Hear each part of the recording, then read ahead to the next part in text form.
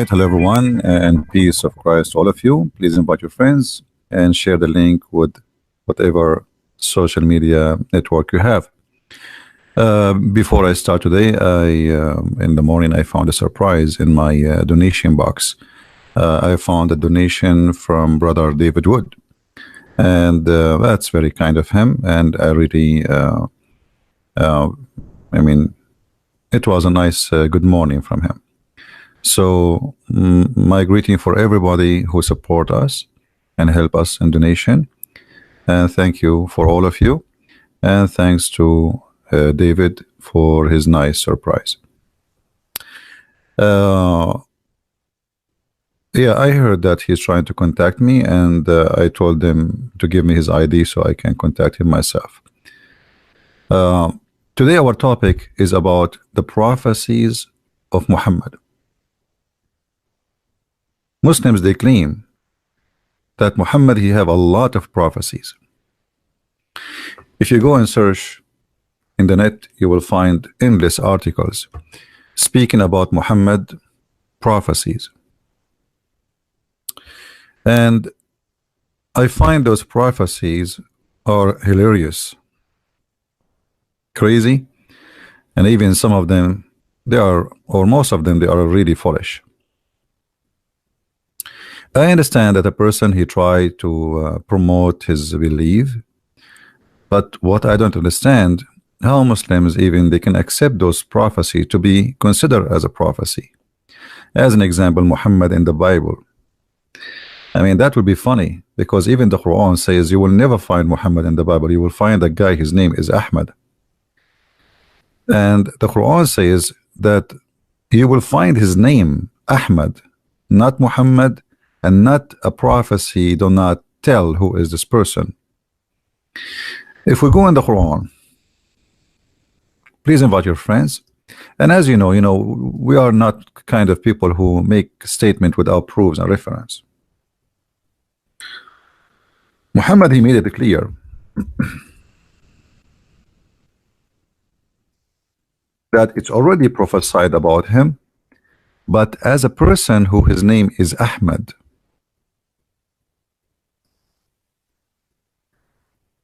This is chapter 61, verse number 6. Hold on, let me turn the heater on. You believe it? We have a snowstorm. I mean, unbelievable, isn't it? Snowstorm. It's April 28th. I mean, come on. Snowstorm. Anyway, give me a second.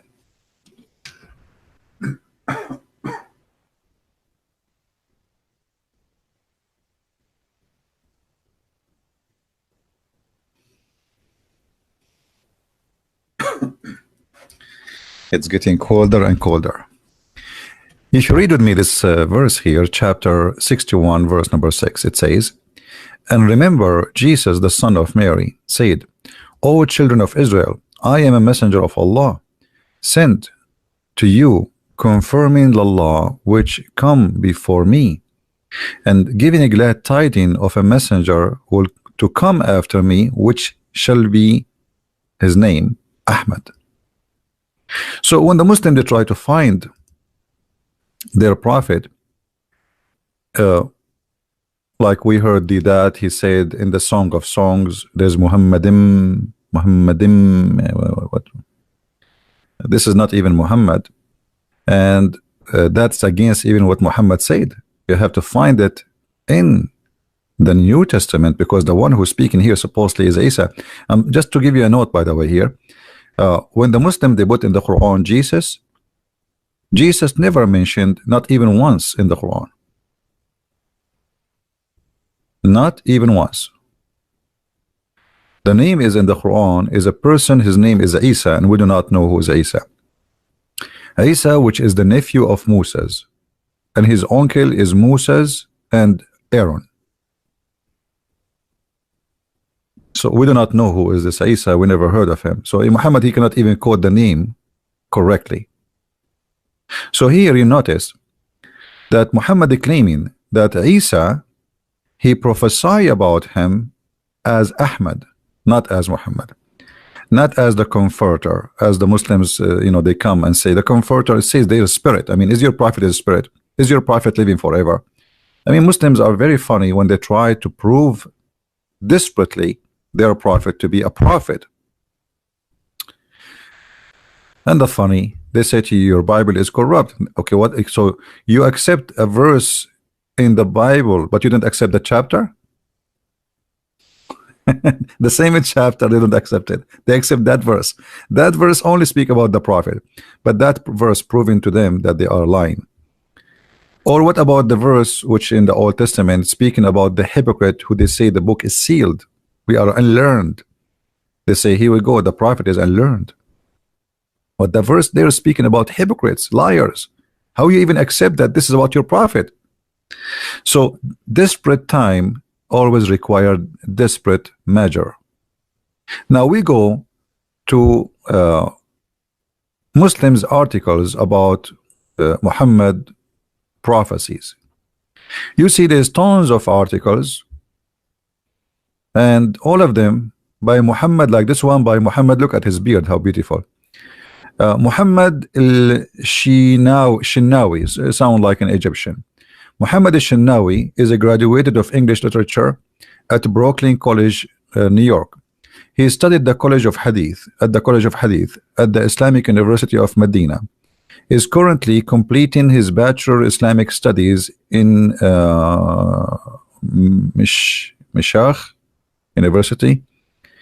He has a translated major work of International Islamic Publishing House, blah, blah, blah. Okay. So prophet is a prophet, and here we will show you the prophecy of the prophet. Actually, we can use the same ones, the Muslim, they use it to say this is a prophecy to prove Muhammad to be a false prophet. As an example, the Byzantine or the Byzantine, they lost and they will win. This is what Muhammad said in the Quran, in the chapter of the Roman. But he said he made a mistake. He says in a few years, which mean between 3, as you see here in the translation, between 3 to 9 years. In fact, the Roman, they never been victorious until more than 16 to 17 years after. Because in order to say victorious is victory. That's it. The war is over and we are the winners. So Muhammad here, he exposed himself. And as long we are talking about the Roman, let us see what Muhammad speak about the Roman, proving him again to be a big fat false prophet. Sorry for using the fat, but I love fat, by the way. I don't know, many of you maybe you don't like fat food. It's my favorite food. Let us see what Muhammad said about the Roman. Okay, let us see.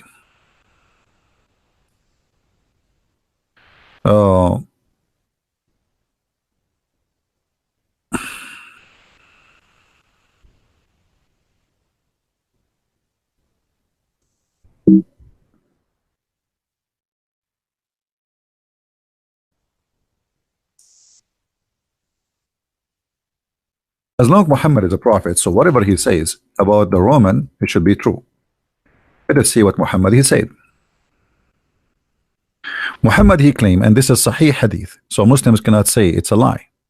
This is Sahih Muslim, very authentic, very accurate. Hadith number 2898. Muhammad he said, the last hour would come when the Romans would form the majority amongst the people.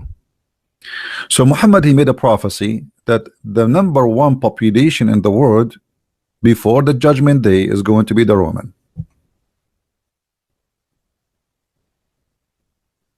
What is the population of Italy today? If there's anyone there, his name is Tony. Hey Tony, Lamborghini, what is the population, Tony, for Italy? So Muhammad predicting that the Italian, they will be before the judgment day.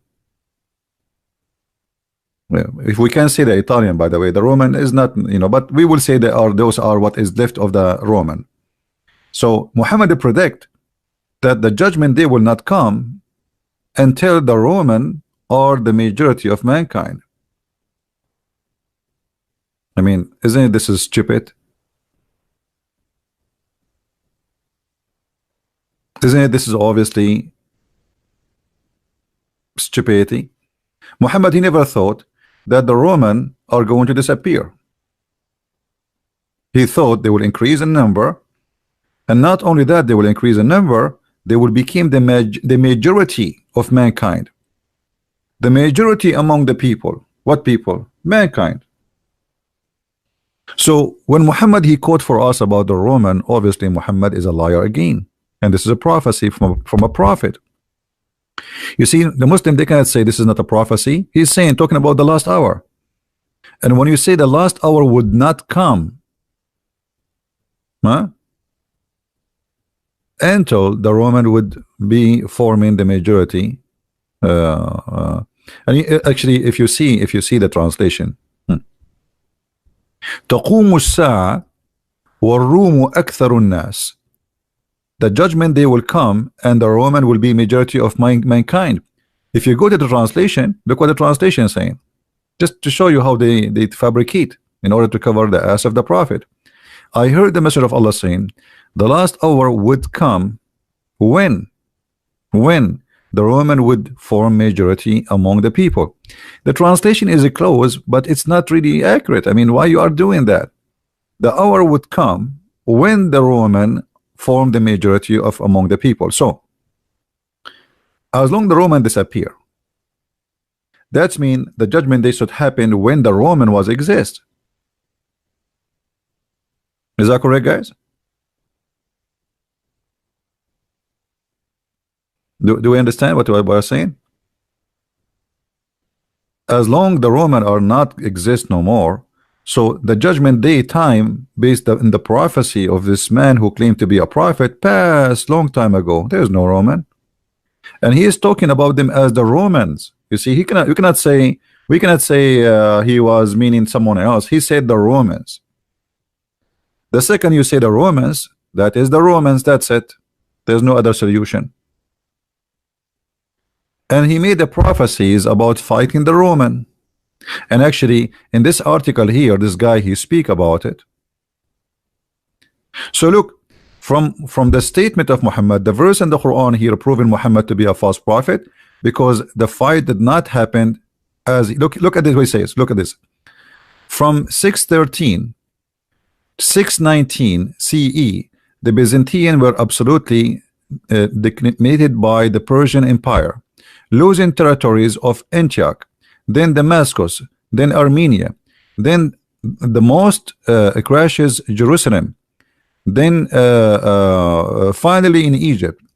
In his book, The History of Decline of the Fall of Roman, Edward Gibbon, even they quote for you the name of historian. Okay, he said 12 years Hercules were immediately declaring an end of the Roman to end the Roman Empire. Everyone saw the Byzantine as if they are in deathbed. Thus, opponent of the Prophet like Ubaid or Khalaf mock this, which means Muhammad was mocked because the Roman lost. And by the way, here we have to ask ourselves a question. This verse here proving to us again that Muhammad was a heretic in that moment, a heretic, a Christian. He claimed to be Christian. How we know that? If we go to the chapter of Ar-Rum,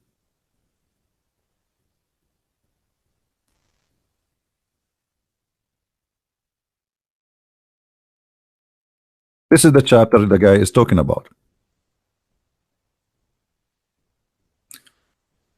And here, don't ask the Muslims what does that mean. Alif Lam Mim, they do not know. But Muhammad is quoting a statement of the Aramaic, but he himself, he could not explain it. If you have my book, you can understand what this is ALM mean. The Roman Empire has defeated in the land close by, but they, even after this defeat of theirs, will be victorious.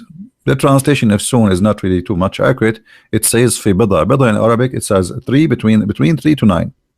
All right, but look what happened. Then he says, within a few years, which Allah is the decision in the post in this translation. Let me change the translator. I mean, this guy I mean, those Muslims, where did they get their translation from? Let us get another donkey. I mean, those translations, all of them, they are donkeys. All right. And look at this translator. This is not translation, this is interpretation. He added the Persian, he added, there's no Persian in the, so what is that? I mean, different translation. Hold on. We would choose who? I mean, all of them, they are the same madness. Arbery, let us see Arbery.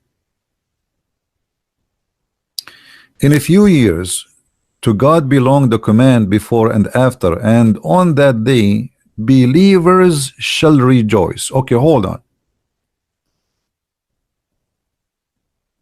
This is the proof that Muhammad is a false man. He was claiming at this moment that he is a Nasara, not Christian Nasara like Jehovah's Witnesses, a false cult.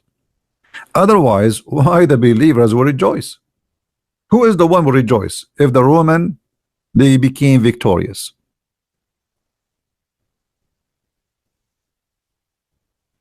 Why the Muslims will be rejoicing if the Roman became victorious? The answer is very simple. At that moment, Muhammad, he claimed to be a Nasara, which is a cult born out of Christianity. So when the Roman, they lost, they were making fun of Muhammad, saying, look, your God lost the war. So Muhammad here, he want to refute them. So he said, okay, they lost, but they will win. And he used the word Bada. But you know, all of us, we know that the Roman, they are fighting the Persian for more than 300 years. They lose, they win, they lose, they win. So saying that, it's not a big deal. Like, imagine we have a war continues for hundreds of years. So the war will not really, this is endless war. And here you notice that Muhammad, he made a stupid mistake. He claimed that the Muslims, they will rejoice because the Roman will be victorious. But isn't it Muhammad, he says, attack the Romans so we can get the blonde girls?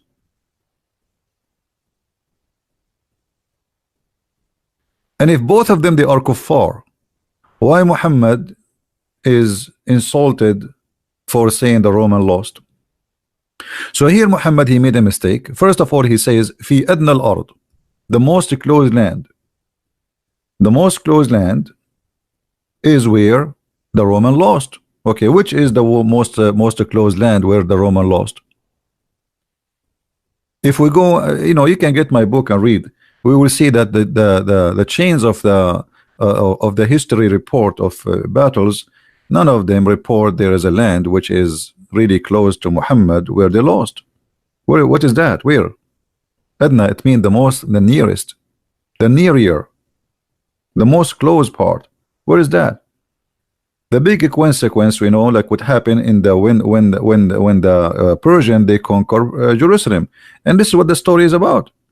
Now you can go yourself, you do not need me. Go and see when Jerusalem lost and when the Roman, they have a complete victory. And you will notice here it passed easy the 9 years. It passed 16, 17, 18, depend in the historian. But however, it passed by many years. So Muhammad here, he made a false prophecy. Again, as long we are talking about the Roman. What Muhammad, he said about the Roman?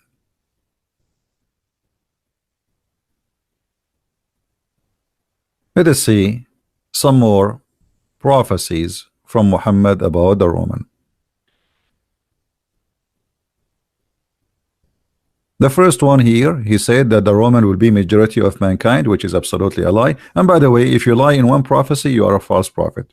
That's it. I mean, we do not need really to prove more, but let us see more.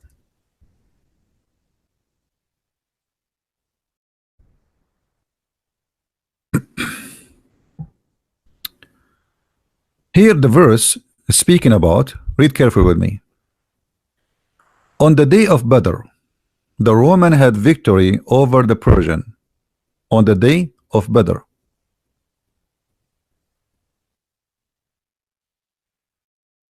All right.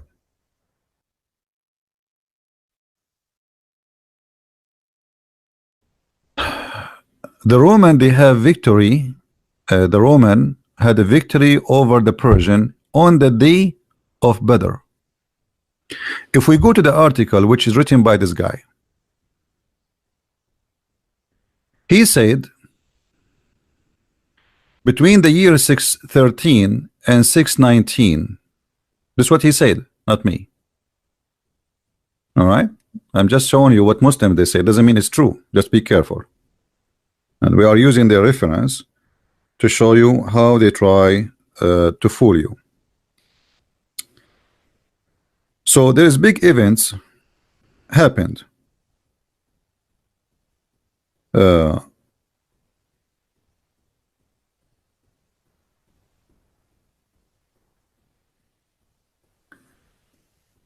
613 to 619, everybody thought that the Roman, they are in deathbed. That's what they are saying. But when Badr happened,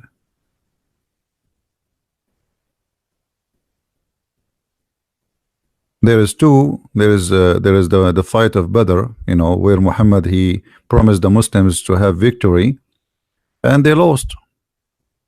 He promised them that one of you can fight 10. They went to the war, and we will show you that as a false prophecy of Muhammad, and they lost the war. So here is 613. There's a small Badr and the big Badr, all right, which is like you know, Muhammad tried to gain his lost again, attacking again.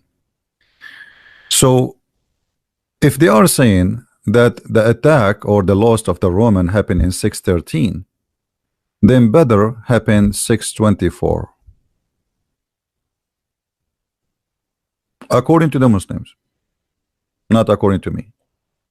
That passed the 9 years, and that make Muhammad a false prophet, just based on what we see in front of us.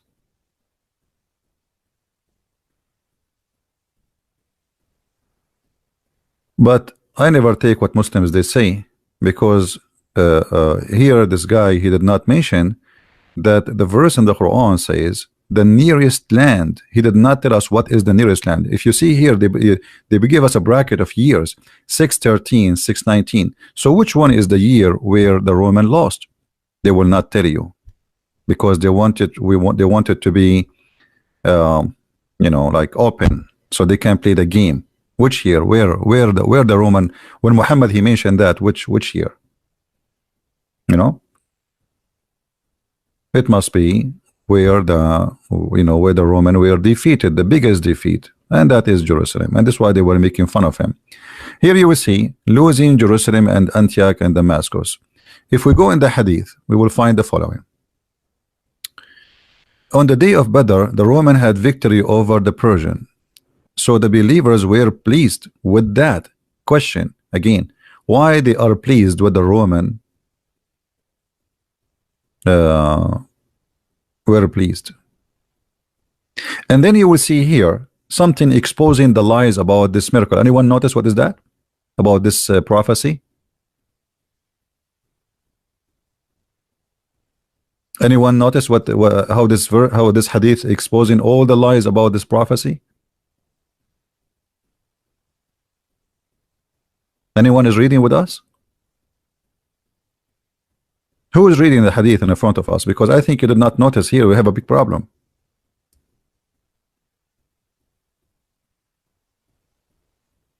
Who noticed?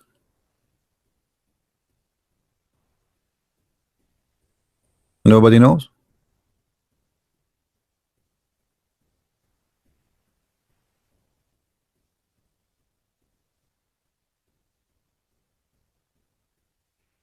Okay, look what the hadith is saying. Read carefully with me, guys. On the day of Badr, the Roman had victory over the Persian, so the believers were pleased with that. Then the following was revealed. Have you ever heard a prophecy coming about the past?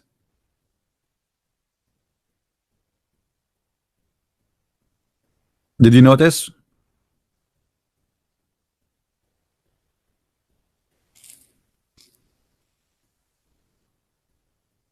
Guys, do you understand what I'm saying? When the verse was revealed,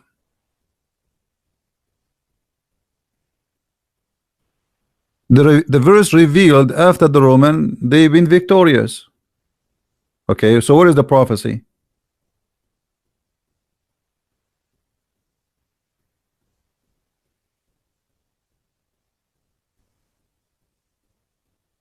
Okay, I will tell you a prophecy now. President Trump, he won the election 2016. Okay, count my words. Count my words. Okay, there we go. I mean, it's so stupid to make a big fuss about something. You are saying that the verses revealed after it.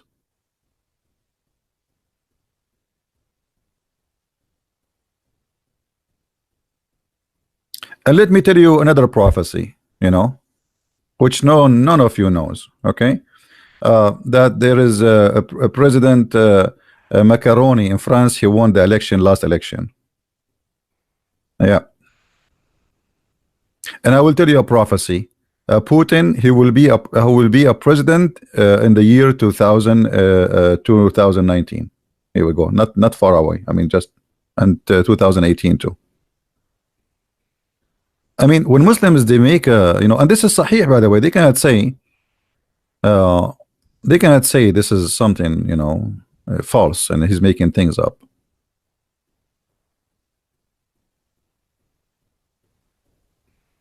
Do you guys save the reference?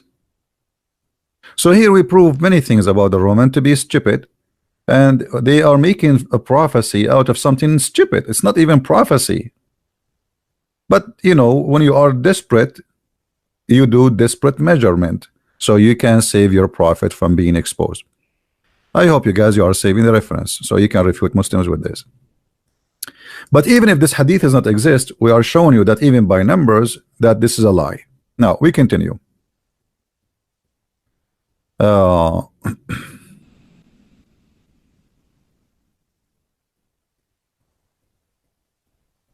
And this hadith, by the way, appear in many places. So like it's not only in one book, it's all over.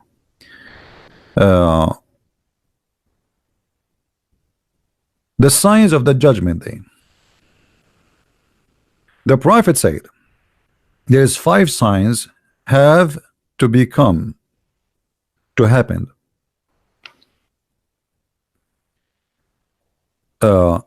Involving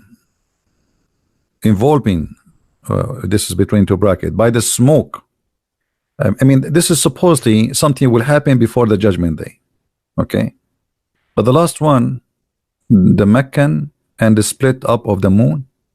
But the moon supposedly split in the time of Muhammad, and this is additional proof that Muhammad is a false prophet, because if we go to the chapter of the moon,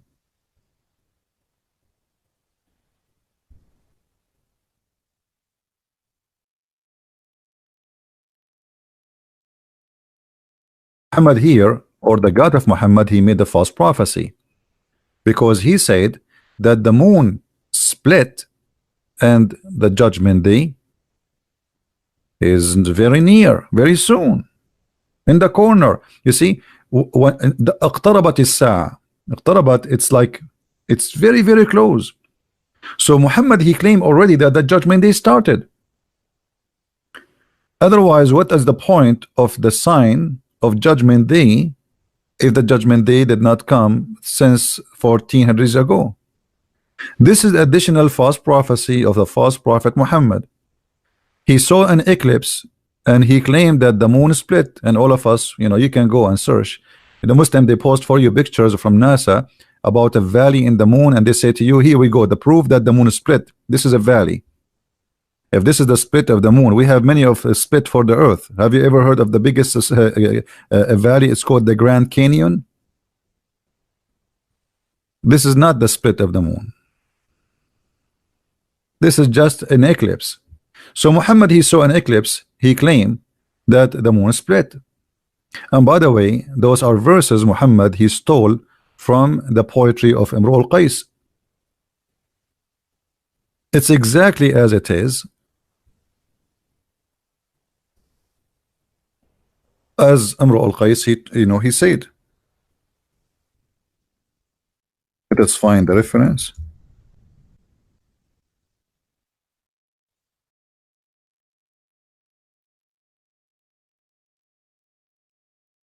Muhammad is a thief. He took this poetry from this man. ذات الساعة وانشق القمر عن غزال صاد قلبي ونفر أحور قد حرت في أوصافه نائس الطرف بعينيه حور مر يوم العيد. You see all those signs, the lines drawn here, all of those are verses taken as it is from the poetry, and Muhammad he added to his Quran. He changed only here like word from danat, he make it in the Quran اقتربت. Let me show you what I'm saying. I don't know if I can make it. Hold on. I need to take snapshots so we put them close to each other. Hold on. Give me a second.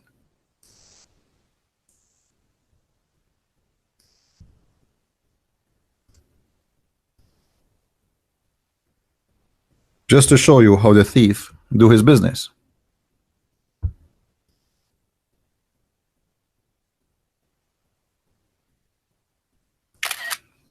Okay.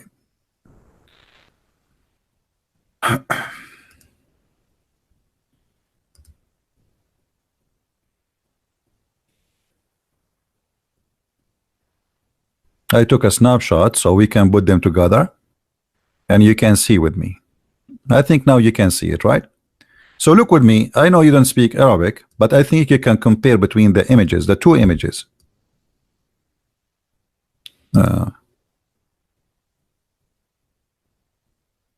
Look with me carefully. This is the Quran. اقتربت الساعة وانشق القمر. الساعة وانشق القمر. Exactly as it is. Do you see it? So what is different between the first one? The word here is اقتربت. The word here is danat. Both of them, they mean the same meaning. Danat mean get closer. Tarabat mean get closer. A thief. نائس الطرف. Muhammad, he took it in the Quran, he put it too. فرماني فتعاطى فعقر. Muhammad, he took it, he put it in the Quran too. فتركني كهشيم المحتضر. Muhammad, he took it, he put it in the Quran too. And the list of the poetry, not only those, he took a long list of the same poetry of this man. This is a poetry written long before Muhammad. If you have my book, you will see them all there. I don't know how many of you have my books, but if you have it, you can read in details about it. So Muhammad, not only he made a false prophecy, he liked the poetry of this man, but this man is not talking about the moon splitting. This man, he saw his beautiful girlfriend, so he is flirting with her. He says the judgment day is near and the moon split, which means the moon show up in the middle of the darkness. He's talking about his girlfriend. عن غزال صاد قلبي ونفر, from a deer who hunted my heart and make it come out of my chest. أحور قد حرت في أوصافه. You see the word حور even coming from here. أحور, she is like a whore, she is a whore, but this is before Islam. قد حرت في أوصافه, I cannot even describe how beautiful she is. نائس الطرف بعينيه حور, you know, she have an eyes to drive you crazy, and they have like a. So Muhammad, he took all of this and he put it in his Quran. Let us continue with the false prophet Muhammad. All right.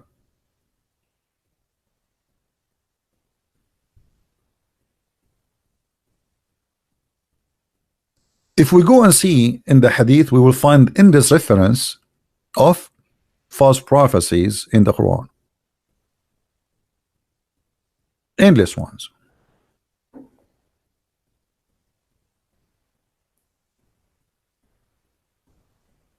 But one of the prophecy I found about Muhammad, he said, but I need to find it. I don't know if I'm going to find it in this website, the English website, where in the judgment day, For every woman, she will have 50 men, because men there will be rear. There's no men left.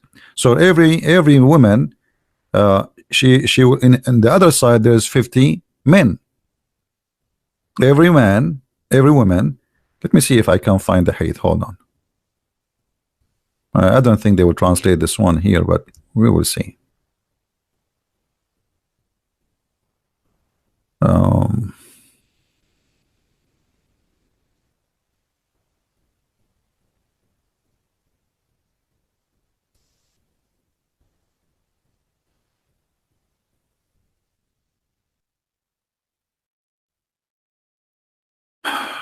I'm trying to remember the hadith exactly as it is.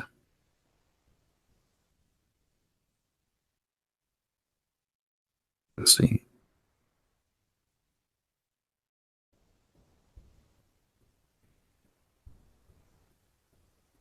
No. Let us see. We need to search more. I'm trying to remember exactly how the hadith. Okay, hold on.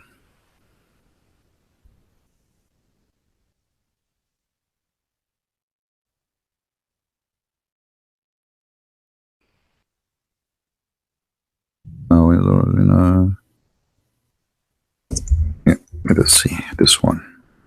But there's many of them. Here we go. Do you see it? And this is Sahih al-Bukhari. This is Sahih al-Bukhari. I will narrate to you a hadith which none others than I will tell you about after it. Who is talking? A guy reporting what Allah Messenger said. I heard Allah Messenger saying, from among the parents, the portents of the hour, the following things will happen. Religion knowledge or religious knowledge will decrease by the death of religious learned men. If you go in the article, this guy, he claimed that the Muslims, they will be the majority of mankind, and Islam will enter every house. But here we find Muhammad saying that is the opposite. Islam would decrease. And actually there's a hadith, I just remember, I will show it to you, where Muhammad said literally that Islam is dead.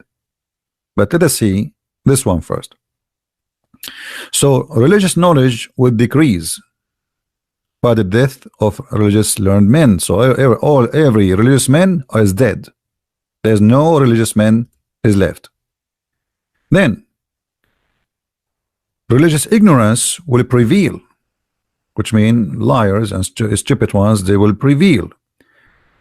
There will be prevalence of open illegal sexual intercourse. People will have sex, there is no need for marriage. But this is what's happening before Islam and after Islam. And actually Islam promote opening sexual relationship. The Muslim until now, they promote what it's called the urfi, which means you ask a woman to sleep with you and you consider it as a marriage, but the fact it's not even, there is no witnesses for it. And Muhammad, he promote the zawaj al-muta, which is one night or 2 or 3 night stands. If you remember, Muhammad, he says that a man and a woman, they agree to live together for 3 days 3 nights. So if having open sex relationship is a sign from Judgment Day, that's mean we have it since time of Muhammad, because he is the first one who promote this in Islam. Allah Apostle said, if any a man or a woman agree, and here they put for you between 2 brackets to marry temporarily. What marry temporarily? Have you ever heard of somebody marrying temporarily? Islam as a cult, as a satanic cult, promote temporarily sexual relationship, and to cover up this relationship they call it temporarily. Do you see?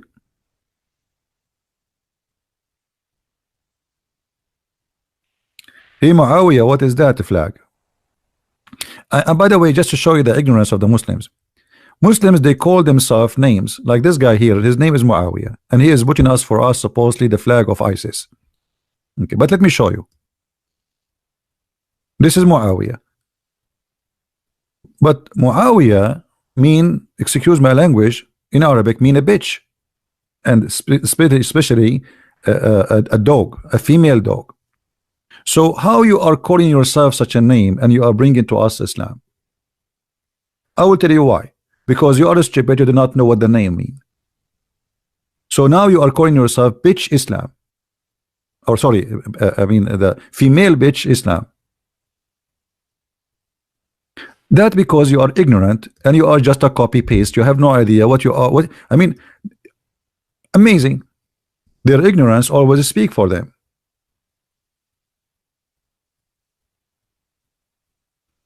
You could not find a better name.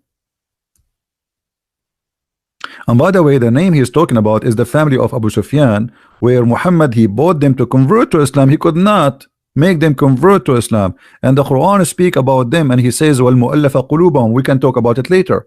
Muhammad, he gave to everyone from this family who they are criminals, warlord, 100 camels so they can accept Islam.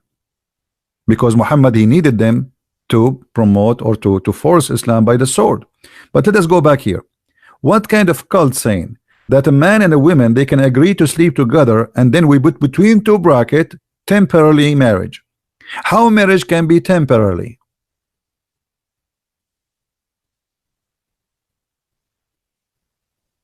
So Muhammad saying a sign of the judgment day that people, they will have sex without marriage. Here you go, there's no marriage.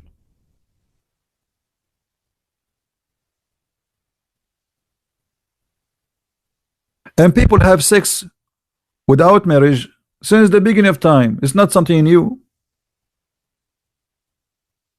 Is that correct, guys? I mean, this is something happen always. It's not something like when you say a sign of judgment day, that's mean this has never happened and it will happen in the future. Muhammad himself had himself. He is born 4 years after his father's death. So how Muhammad came to existence? Imagine I die and my wife after 4 years she have a baby and now he's my son.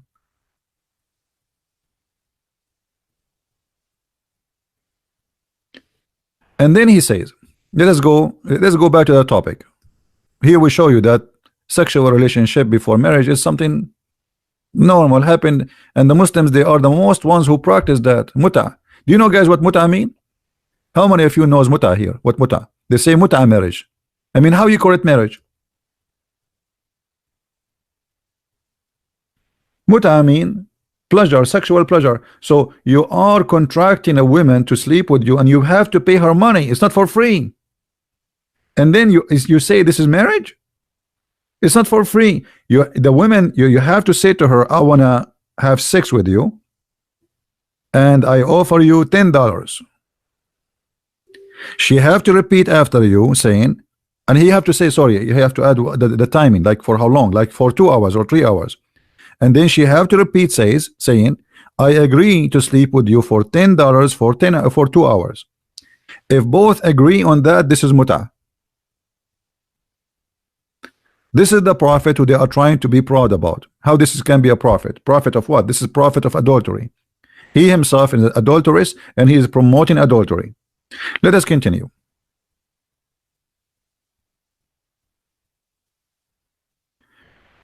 And here Muhammad, he continues speaking about the signs of judgment day. He says, women will increase in number and men will decrease in number, so much so that 50 women will be looked after by one man.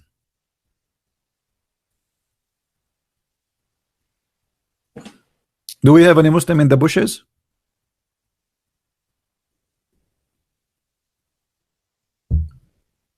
So the sexual ratio or the gender ratio according to Muhammad will be 50 to 1.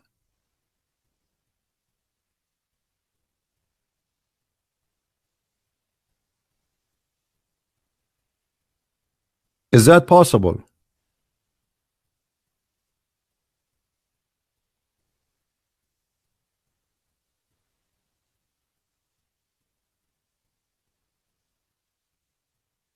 Well, good for you, Johans brothers. I'm happy that you you accepted Christ. They're good for you. Why I don't wish a happy Easter to the Orthodox? My friend, yesterday I did, in the video yesterday, and even yesterday I posted a video of the holy fire in Jerusalem, and we spoke about it for more than 15 minutes. Correct, guys? Did we? And then I posted again the service in Russia, where the holy fire miracle came to Moscow, and people were celebrating the service there. I posted in my news page in Facebook and in YouTube. And we do not need to keep repeat Happy Easter, for we enjoy Easter every day. Easter is not today, is not yesterday. Easter is every day in our life, because we are believers in the living Lord. This is what the Easter is about. It's not about a day. It's about that day. Something incredible happened. That day, the Messiah, he overcome death by death. We go back to our topic. Which church you go to? This is my church. You see, I have 740 people now listening. This is a beautiful church. The Lord, the Messiah, he says, every two meet and mention my name, I will be between them. Church is not a building, my friend, and I do not need a priest to bless me. I'm blessed by the Lord, and he is the only one who can bless people. Maybe a priest, he go to the church and he do a service once a week. I do my service every day, sometime twice or three times a day. So here we have a better church, and here we make people understand, and we make them like get closer to the truth. And that is what the Lord he wants. He don't want just people go to the church and wave their hands to Jesus and say, hey, we love you, and we sing some songs. And then the priest, he make a speech, which he quote the same speech last year. Nothing new, because they are just doing a job, like the Muslims today. There's many priests today, they are just doing a job, the same as Muslims. Fake. They don't even make a speech of his own. He is just reading for you from a book was given to him, and every priest around is using that. So we need a real, you see, that the problem, you mentioned something now, we don't want to change the topic, but we have a problem in our churches. Churches became traditional to the point there's nothing new. You stand up, he stand up, you say certain words, he says certain words, the same as the Muslims. But this is not the church. Church was always a place to teach, not only to preach. So you go out in the street, your child go in the street, he learn nothing. Yes, you are reading the verses from the gospel, but he is not even giving interpretation, he is not answering questions. What about people, they are saying things against Christianity? They don't give time for that. So you as a Christian, you go in the street and then you see someone is an atheist attacking you, or someone is a Muslim, and you do not know what to answer. Why? Because your priest is doing a job. He's not a priest. Here we arm you and we teach you how to refute them, so you can bring them. You can be the same as Peter. You can be a fisherman who bring them to Christ, and not only a selfish person who just go to the church and he sing a song to Jesus and that's it, I'm a Christian. Christian who don't bring Christians or make people accept Christ, he is no Christian. You need to ask yourself, in whatever your age is, okay, how many people you convinced in your life to accept the Christ? If you say 0, so what you accomplish? The Bible says and speak about 3 servants who been given investment by the Lord. What happened? There is one of them, he saved it for himself. That is the one is not blessed. The Bible is telling you exactly what the Lord he wants from you. So don't come back to the Lord one day and you just say I'm a Christian, I'm a believer. Anyway, so we go back to our topic. Here Muhammad, he is making a false prophecy, because to have such a thing, that is impossible. Anyone knows why? Anyone knows why that this is impossible? Why it's impossible that a man, every 50 men, they will have a woman?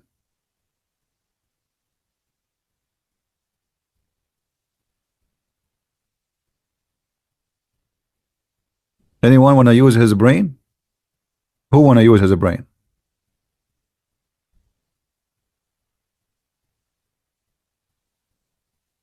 No, this is not the only problem. Yeah, we know the world population, like we will be the ratio will be like 50 to 1, okay, which means if we are 50 billion, then 1 billion women, 1 billion women, and 50. This means 51 billion. 1 billion women, 50 billion men.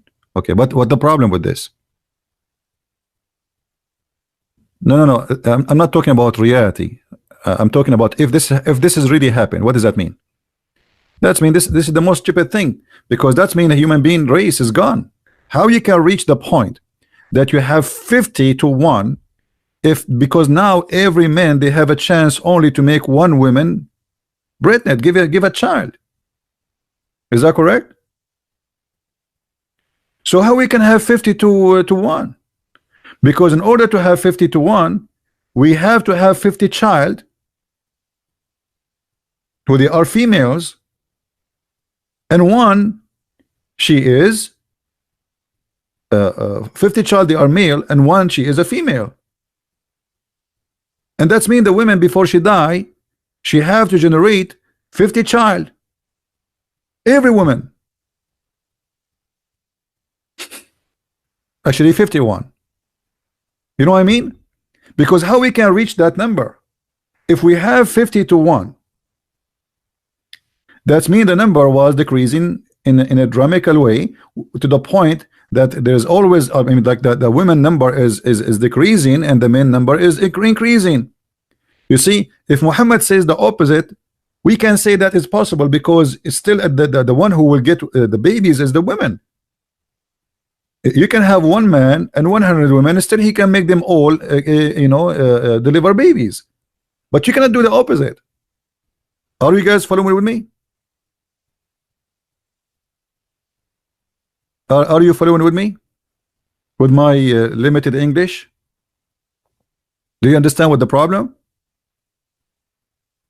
If we have one man to 50 women, that can be possible because okay, he have sex with all 50, but all of them they are bringing females. Okay, but 50 men and one female, still she cannot have 50 child in 9 months. She will have one child.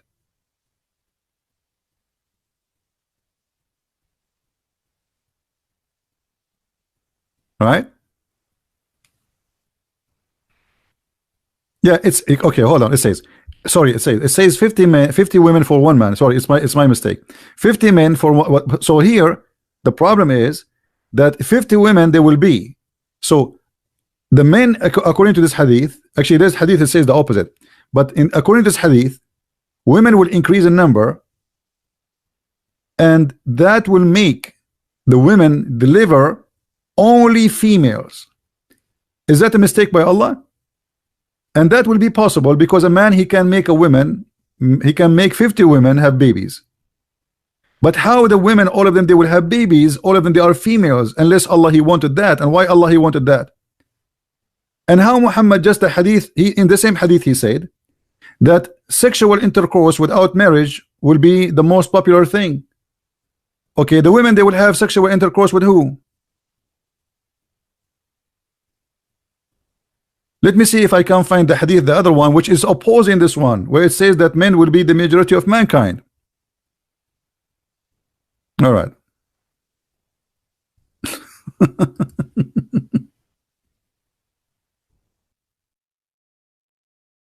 Let's see.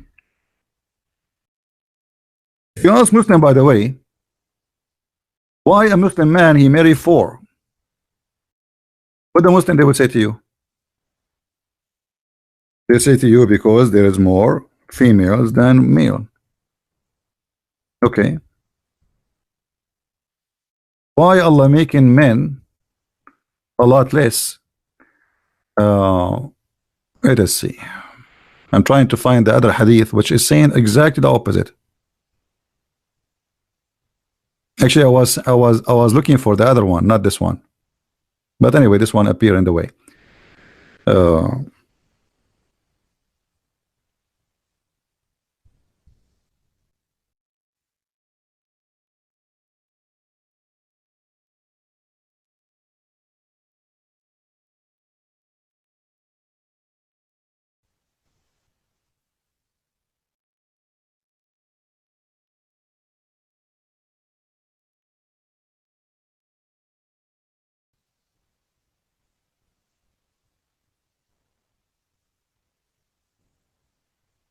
Okay, actually, we can use. You see, I'm trying to use the other one.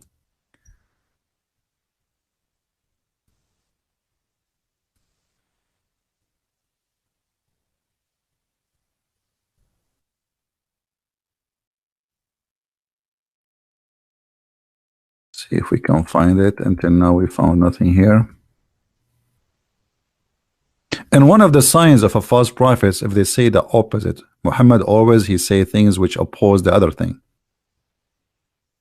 And by the way, hold on. There's a hadith. If we cannot find this one in English, let us try the other hadith about the Roman. We go back to the Roman. Um,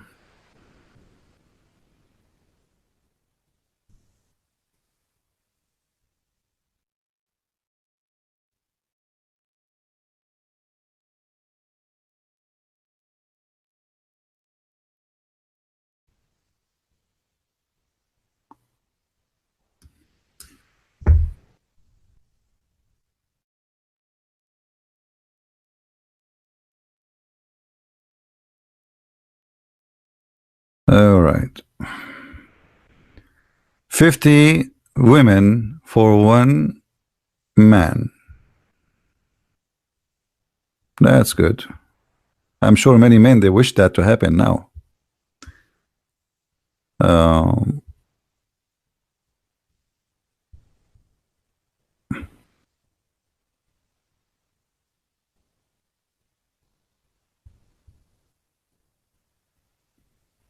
there's a hadith about an army of the Roman and the army of the Muslims.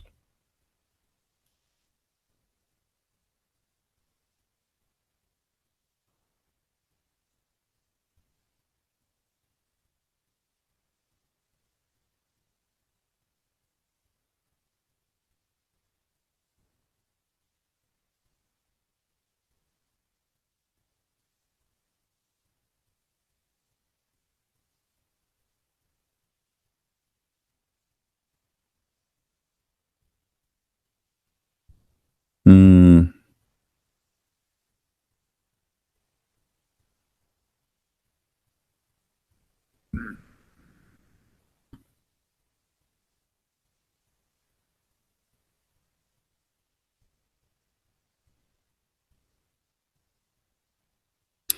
Give me a second. You see, I don't like to mention something without showing the reference. So let us see.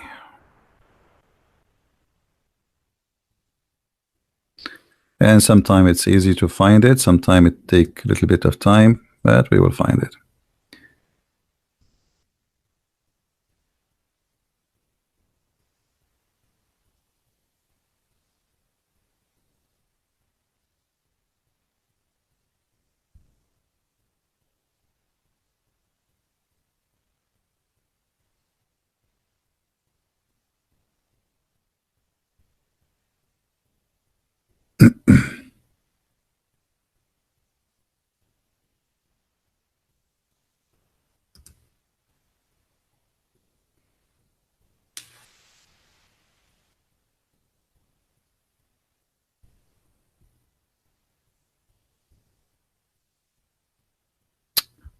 Hmm.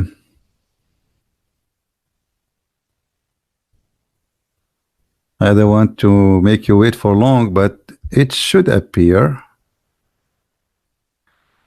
Let us see here.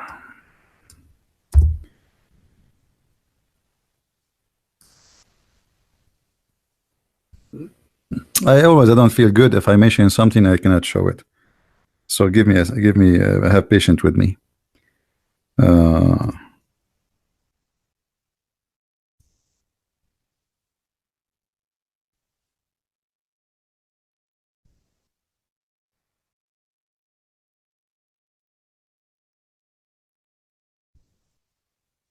you have to remember the hadith is exactly as it is to find it, and that is the difficult thing.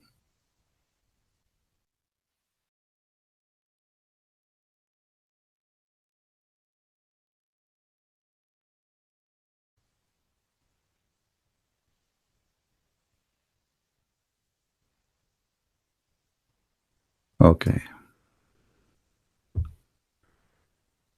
Maybe we found it. Hold on.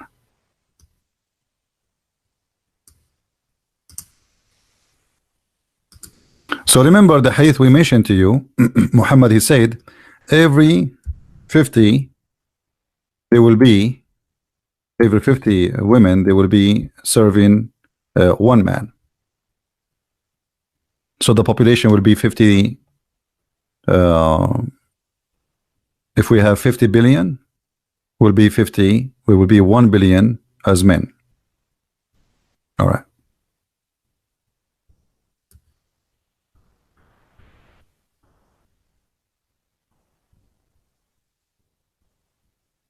mean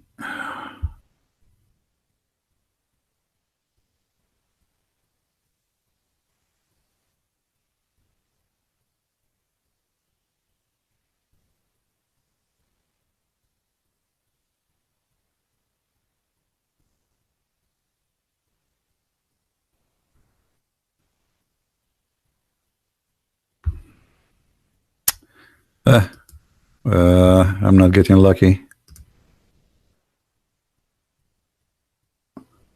Let's try something else.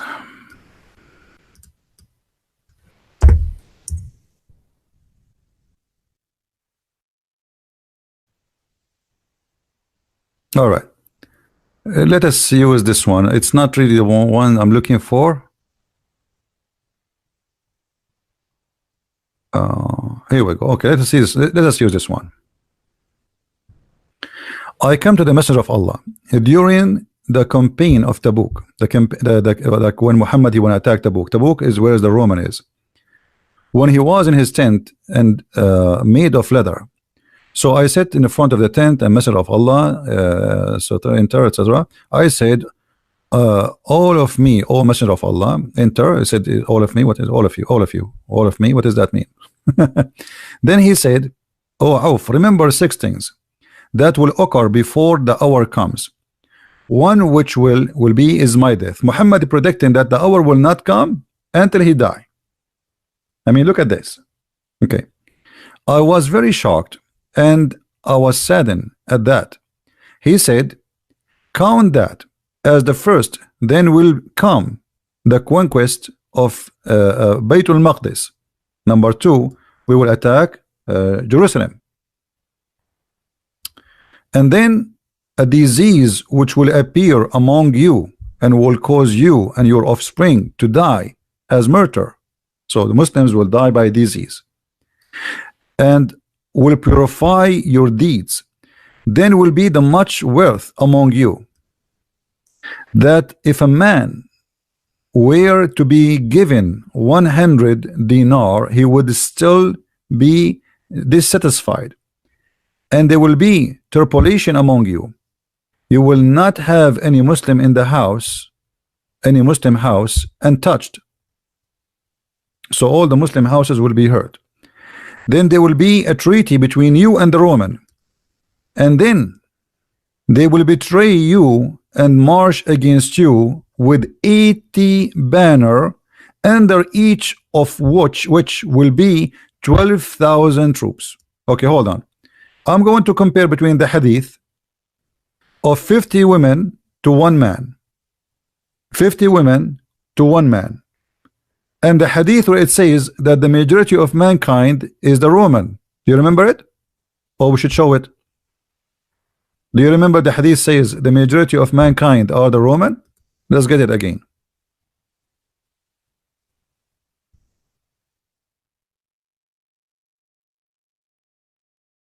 I want to find the other hadith, but I could not find it. But it's okay. And here you will notice how you connect the dots together. I heard Allah Messenger, may peace be upon him, saying, the last hour would not come when the Roman would be forming the major of among people of mankind. I'm going to use the hadith of 50 women to 1 man. Okay, 50 women to 1 man. That mean what? That mean every man he can make every 9 months 50 babies. Is that correct, guys? I'm using this hadith. 50 women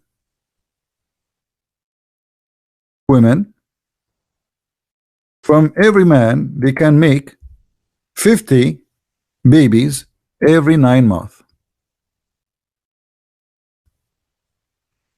Do you agree?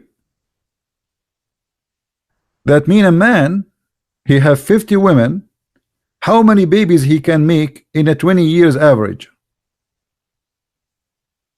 One man.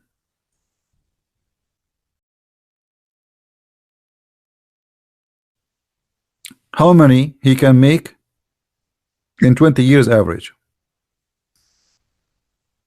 Now for sure women, they can have babies for more than 20 years, you know. 1,000.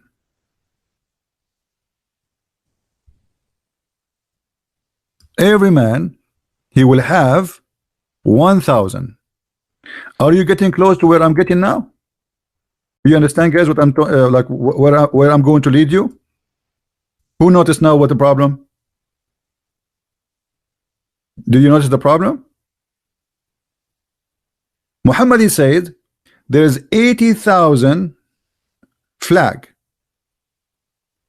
Let us go back to the hadith, the other one.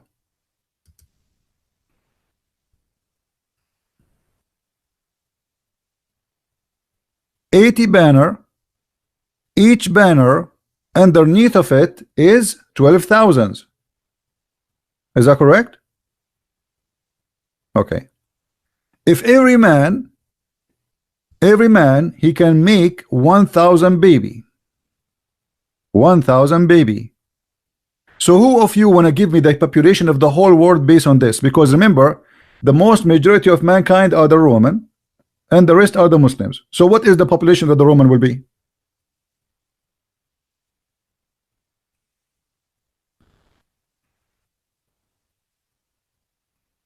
Anyone knows?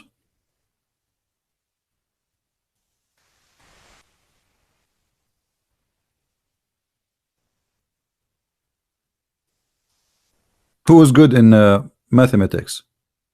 Too many? No, they will be small. The population of the Roman will be very small. The population of the world, if the Roman are the majority of the mankind, listen carefully.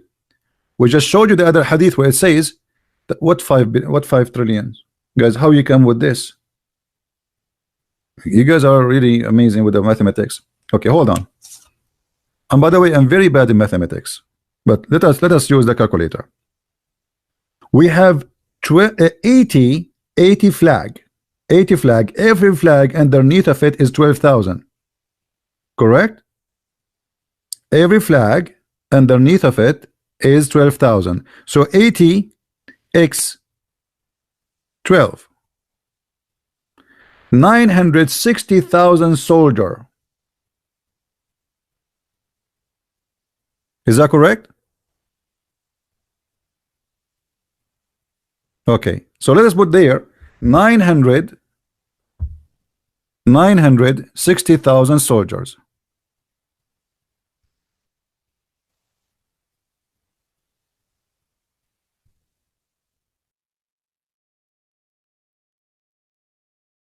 Now, if every man he can have 1,000, by the way, he can have more. We made just the average of 20 years only. Women giving babies, just 20 years. Okay? If every man can have up to 1,000 baby, that's mean what is the total of the population of the Roman? Or at least the men for now.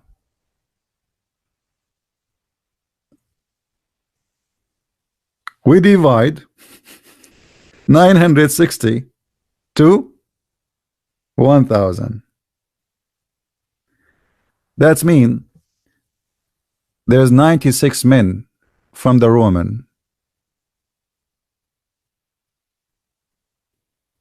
What 96 million? What 960 million, guys? What are you talking about? Guys, are you okay?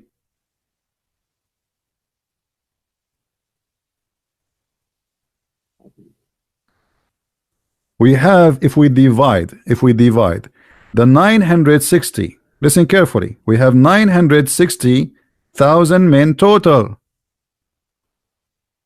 This is the whole army. This is the whole men, all the men, all the men. And if every man he made 1,000 baby, where those babies coming from? From their father. Correct? So if we divide 960, that means the total population of the Roman, the fathers at that time, is 960 people. The parents is 960 people.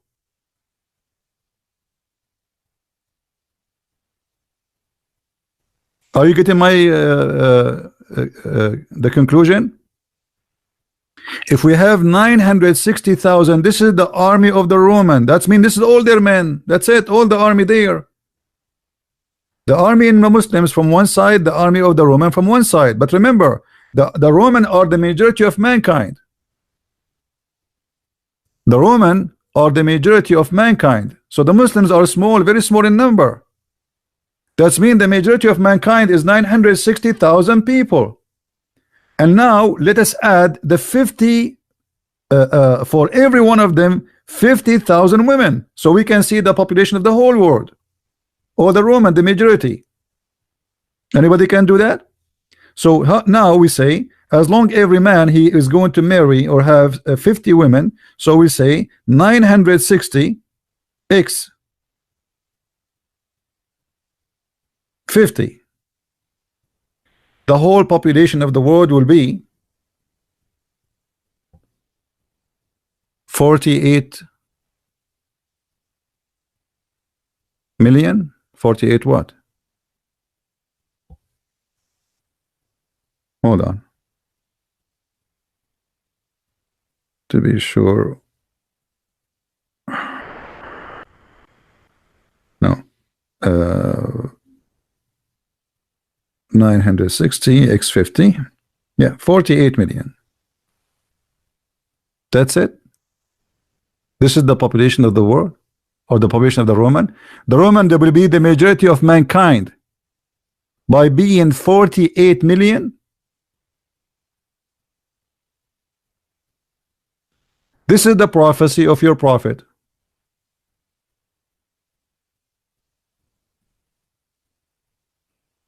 No, we don't change the topic. Why you change the topic? This is what the topic is about Muhammad. You don't like it, you can leave. What do you mean? If Muhammad is a prophet and he says that the Roman will be the majority of mankind, so what is the mankind number then?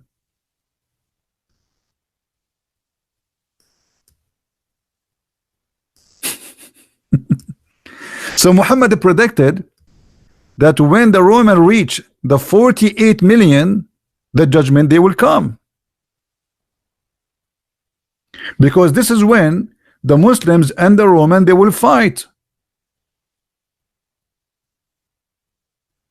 960,000 will be fighting the Muslims. However, those 960, they are the men of the majority of the population, which is the Roman.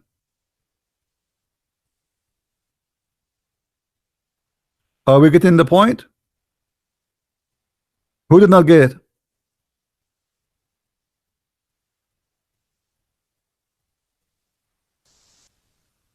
Anyone did not understand?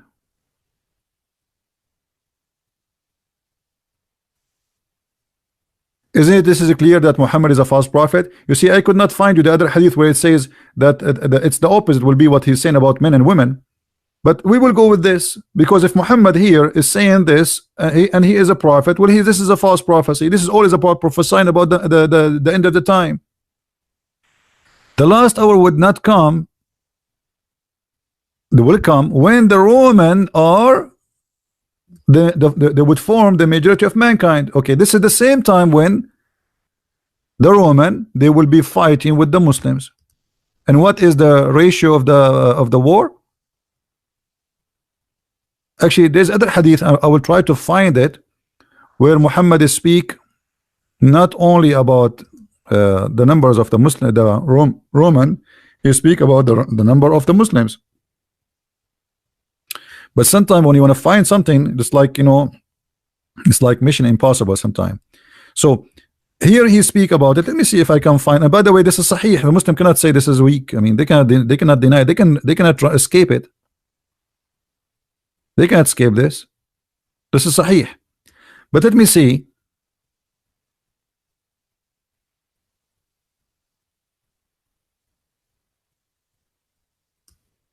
If I find the other hadith.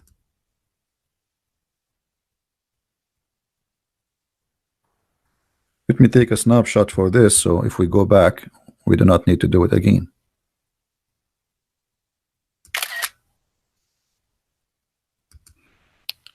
Let us see.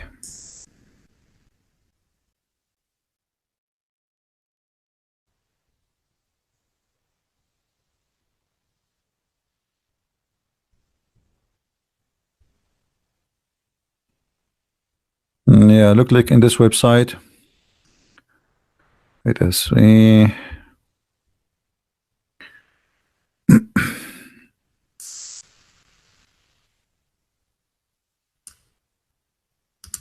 Will be fun if I can find the other one.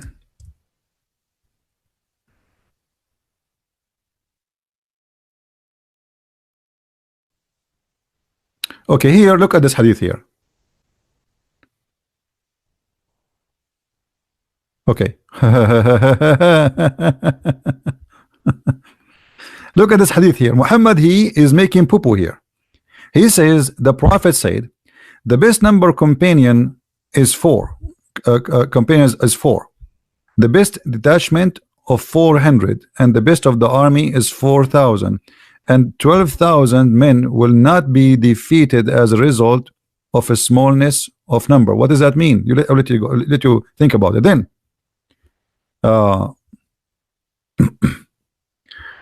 let us see.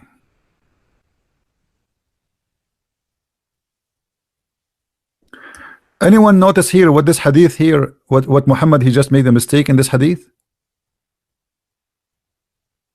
What is the mistake here?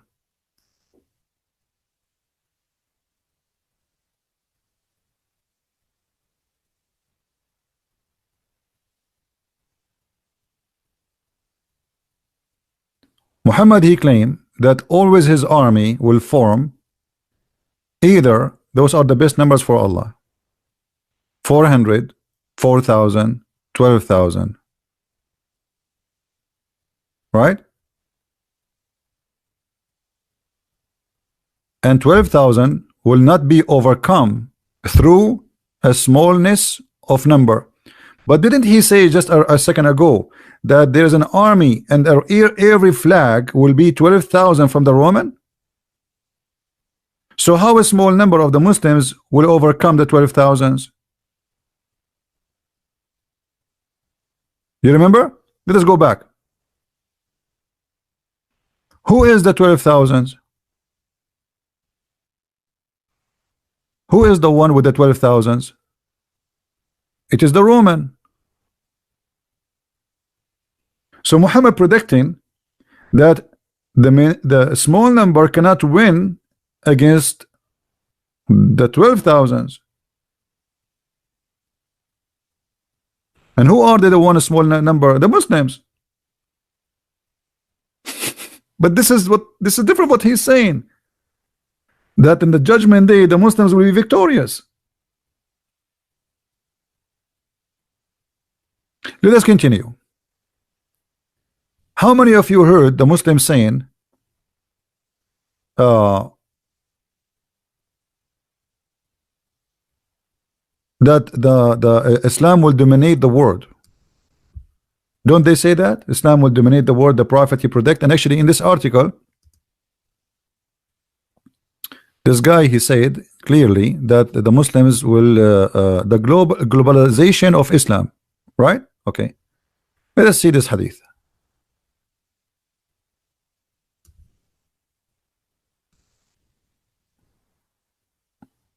Let us close the one we opened them already.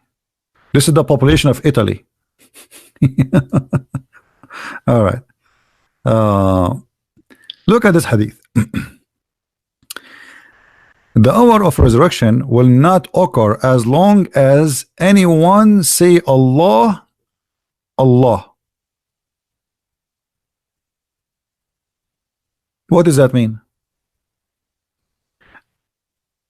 Muhammad, he did contradict himself again. In one hadith he's saying the majority of mankind, they will be the Muslims.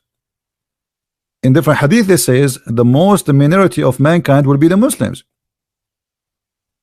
بدأ الإسلام غريبا وسوف يعود غريبا. Let us find it.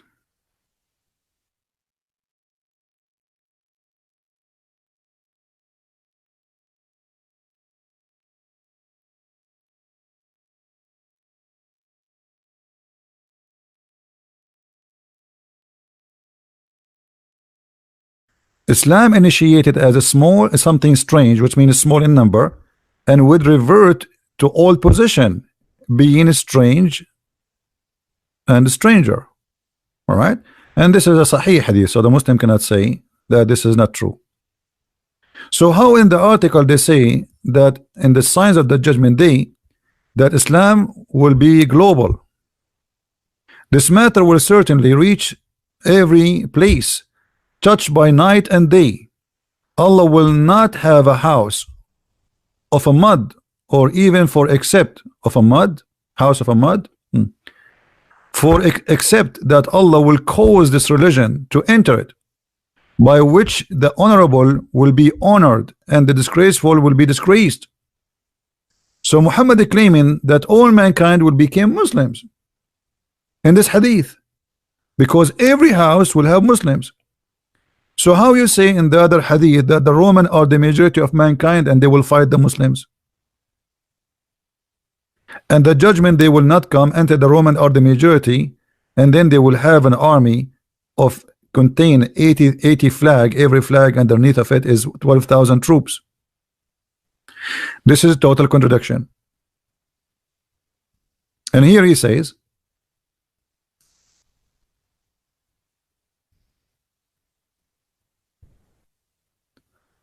the hour of the resurrection will not occur as long as anyone say Allah, Allah, which means when the judgment day happen, there's no Muslim left. But in different hadith, Muhammad, he said that in the judgment day, the Muslims, anyone remember what will happen in the judgment day? Who remember the chapter where there is a beast will come? Anyone remember it? The beast will come. Nobody remember? Anyone remember which verse in the Quran? Al-Jassasa. Yeah, which let us find it in the hadith first, and then we go to the Quran.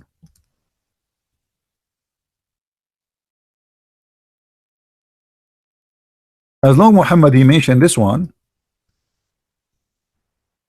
the judgment day when it come, there's no Muslim left, nobody's saying Allah no more. Right?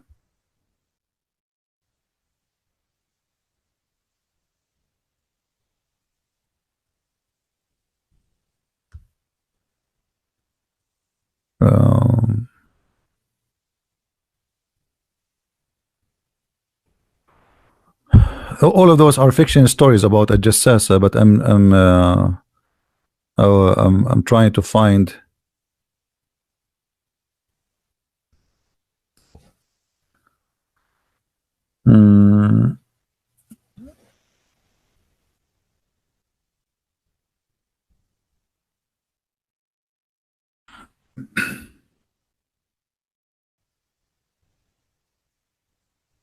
Okay, look with me.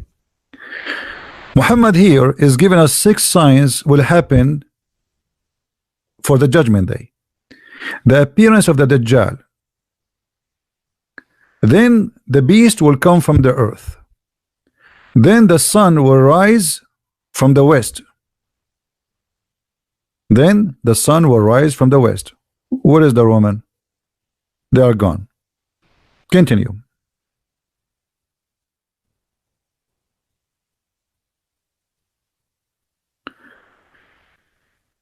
Do the good deeds before six things happened: the rising of the sun from the west, place of it is sitting, the smoke, there's a smoke will come, and many people will be killed, the beast of the earth, the Dajjal, the false Messiah, and which will happen of each of you before his death. Is that a false prophecy, Muslims? And here they says, they added the end, which will happen to the people of the day of resurrection, but in the hadith doesn't say that. Muhammad was speaking to people who are alive in his time. Do this before this happened. He's talking to the people in front of him. So Muhammad, he predicted that those before they die, those things will happen. The false Messiah will come, the beast will come, etc. How we can prove that? Anyone remember a hadith we mentioned before?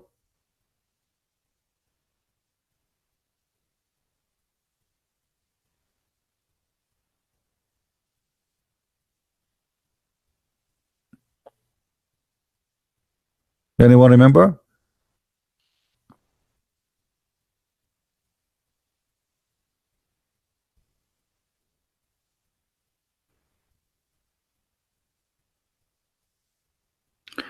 There's a hadith where Muhammad, he said to a man, saying to him that judgment day will not come,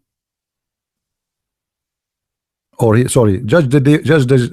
judgment day will come before this man die. Anyone remember it? Who remember?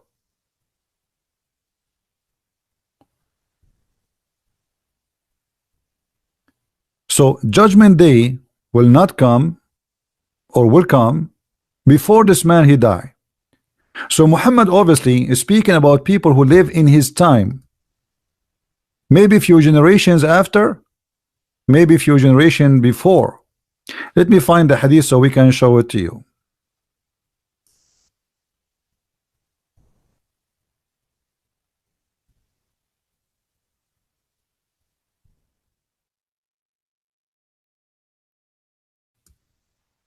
A young boy from the Moriah, he passed by the Holy Prophet, and he was in my age. So this guy is talking about the past. Thereupon Allah Messenger said, if he lives long, he would not grow very old till the last hour would come. Do you see it, guys? So all the prophecies Muhammad he mentioned about the one which is 50 men will be equal to one woman, or 50 women will be equal to one man, or al-jassasa, the beast, the smoke, the Roman, they will be the majority of mankind. All of those have to happen before this guy die.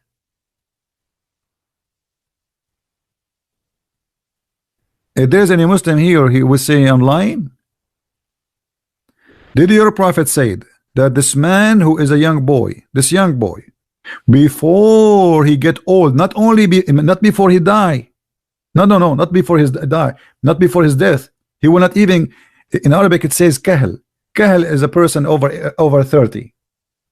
A kahl is a person, he is over 30. So before he become 30 years old, the judgment day will come. Oh, how young the boy was. 9 years, 10 years, 6 years, 2 years.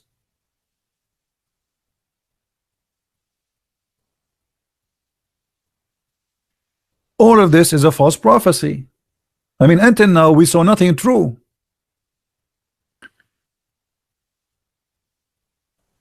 You see, always, look, this is the same hadith, Sahih al-Bukhari.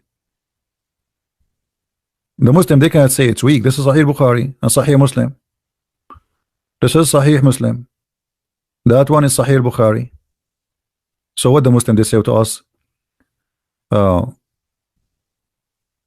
Muhammad, this hadith is fabricated. They will say this hadith is weak.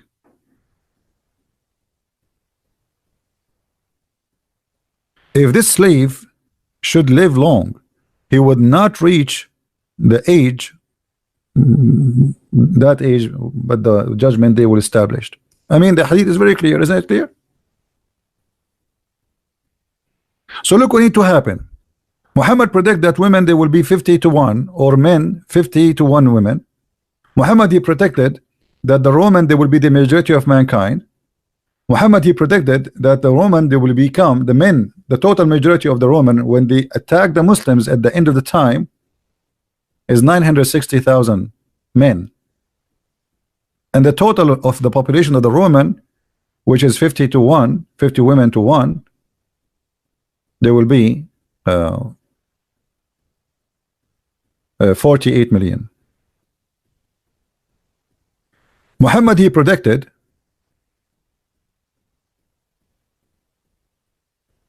that 12,000 they will not lose a war, but in the same time he said that the Roman there will be 12,000 under every flag.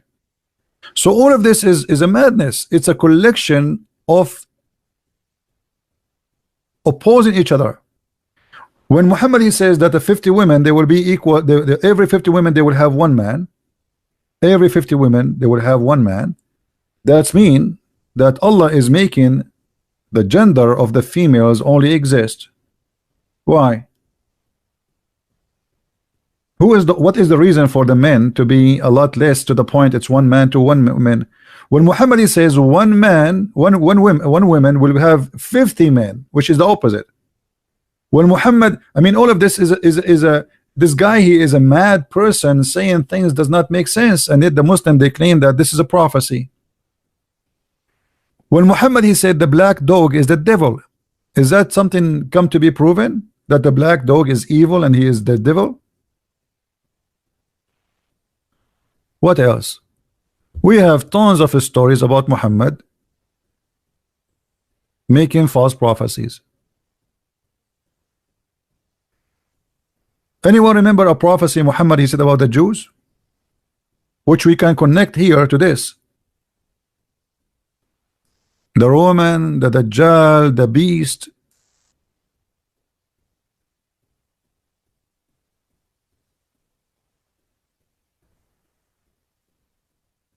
Who remember?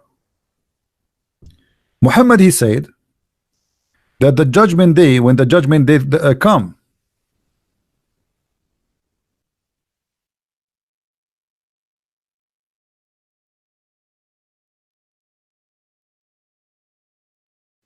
the Muslims will slaughter the Jews, and if a Jew he try to hide behind a tree, the tree and the rock they will scream, says, hey, there's a Jew behind me, kill him, because Muhammad is a fascist. He's like Hitler. Anyone notice here what is the problem with this? Just think about it as a prophecy for now. Anyone notice what the problem with this?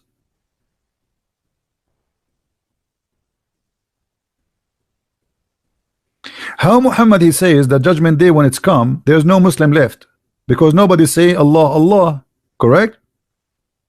And yet he says the Muslims in the judgment day they are going to be killing the Jews.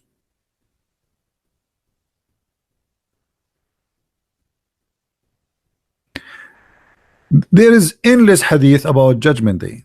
Let us see if we can share more, which is showing contradiction.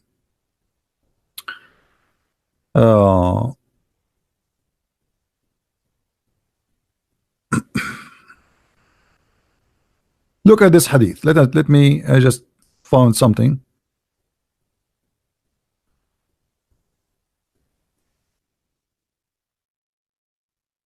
A sign of the judgment day.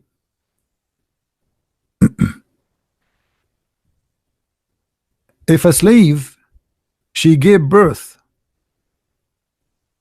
to her Lord, that is a sign of judgment day.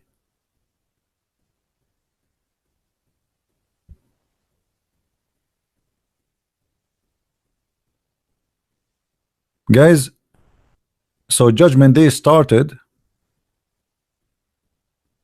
with Abraham. Isn't it Abraham who married his slave girl and she gave birth to him? I'm trying to find the hadith exact. Here we go. Okay, let us see this one.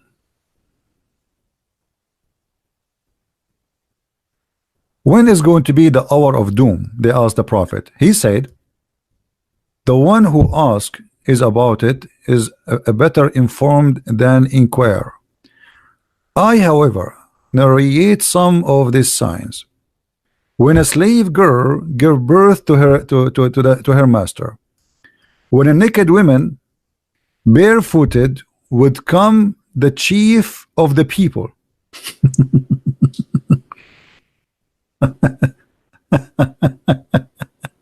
Barefooted.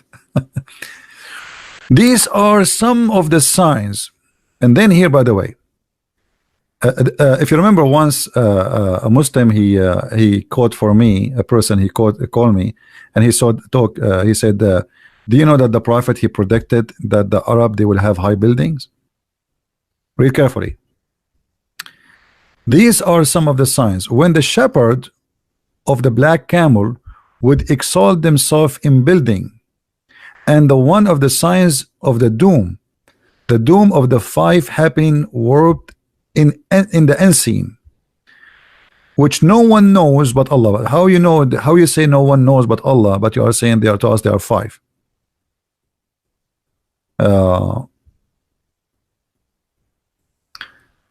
Let me see.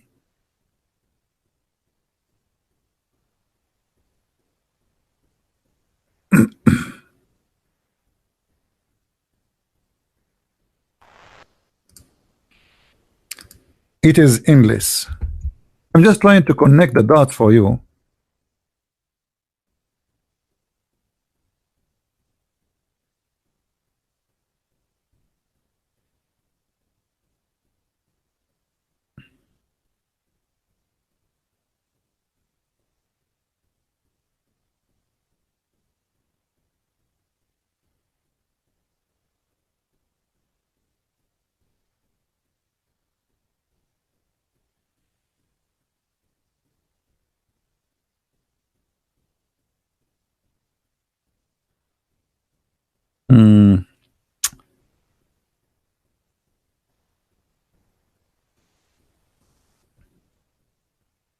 Let us see. Hold on.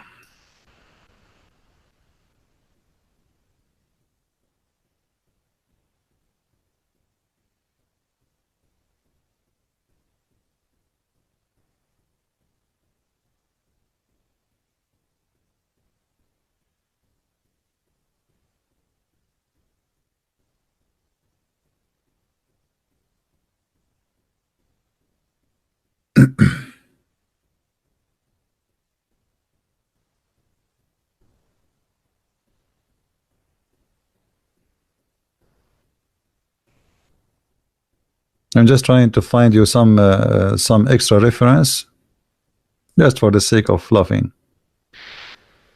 Okay.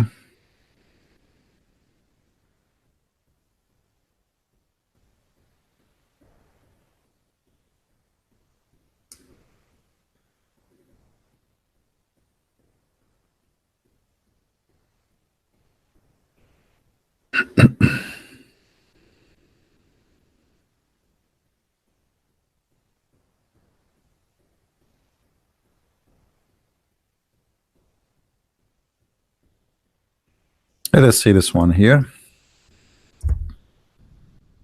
Oh, cannot be found as usual.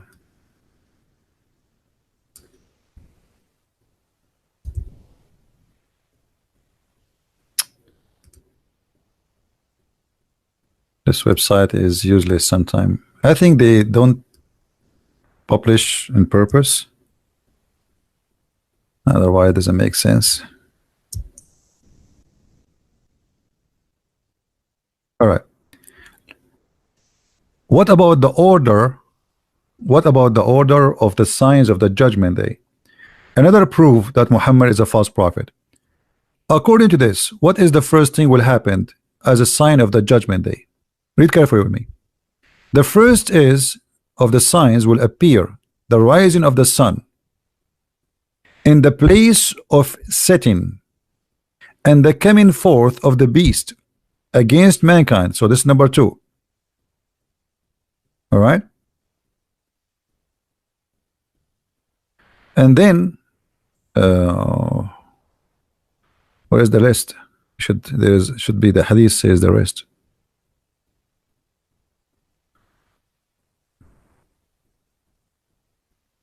I mean, how he say here? Hold on.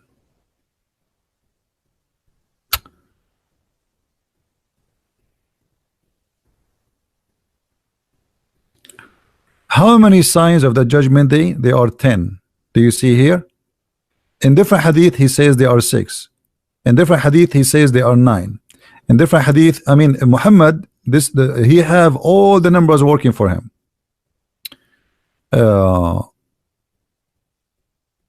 Read with me carefully here. What is the first thing will happen? The Dajjal, there are 10. The Dajjal, the smoke, and the rising of the sun from the west. So the rising of the sun from the west will be what? Will be the last, correct? And by the way, he said 10. Did he say 10? Where are the 10? I mean, the man, he said there are 10. And then here we don't have 10. Go back a little bit, you will see Muhammad say that the first sign is where the sun set, or sorry, the sun appear from where it set.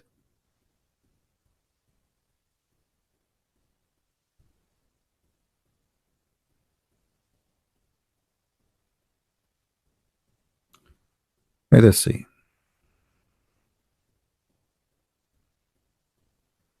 Read carefully with me. The first sign is the appearance of the Dajjal. No, the first sign should be the sun. This is a false translation. Hold on. I heard the Messenger of Allah saying, as saying the first sign out of the signs of the appearance of the Dajjal would be the appearance of the sun. So the first sign will be the appearance of the sun. But if we go down, Muhammad saying the opposite.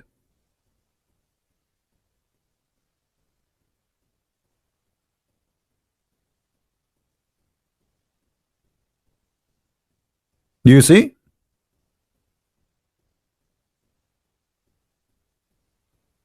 There's 10 signs have to happen.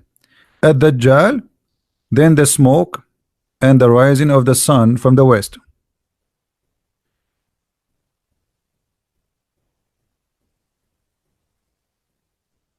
Okay, look here, Muhammad, he added more signs of the judgment day. Allah apostle, he said, or we said to him, discussing the last hour. Thereupon he said the last hour would not come until 10 signs appear. Look how the 10 signs is to change. Land is sliding in the east, which east? And land is sliding in the west, which west? And land is sliding in the peninsula of Arabia. The smoke, the Dajjal, the beast, the Gog of Magog, and the rising of the sun from the west, and the fire which emit from the lower part. Okay, here Muhammad counting for us 10 signs. One of them is Gog and Magog. Who is Gog and Magog? Gog and Magog is a huge population where it's going to invade the earth. In a previous hadith we showed you how that the population of mankind is going to be, according to that hadith which we were able to show, 50 to 1, 50 women to 1 man. In different hadith we showed you that the population of the majority of mankind is 960,000 men. They are the Roman. Now here we have Gog and Magog. Gog and Magog are kind of people who they are going to dominate the earth.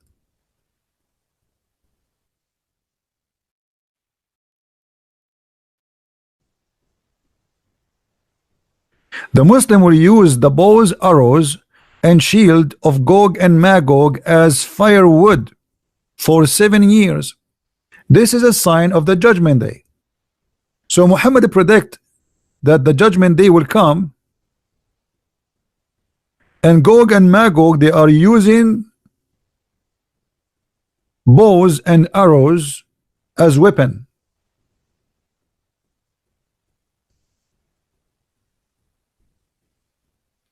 Is that accurate, Muslims? I thought nobody using bows and arrows long time ago. But Muhammad is claiming that the judgment day will not come unless, and this is one of the signs of Gog and Magog, and Gog and Magog, they will shield, they will shoot at the Muslims for 7 years using their arrows, and the Muslim, they will use the wood of those arrows and shield for wood fire. It look like Muhammad do not know that Saudi Arabia is full of oil. All right, let us continue.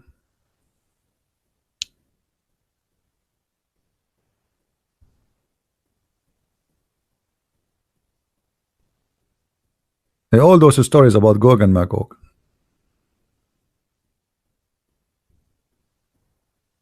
Let us see.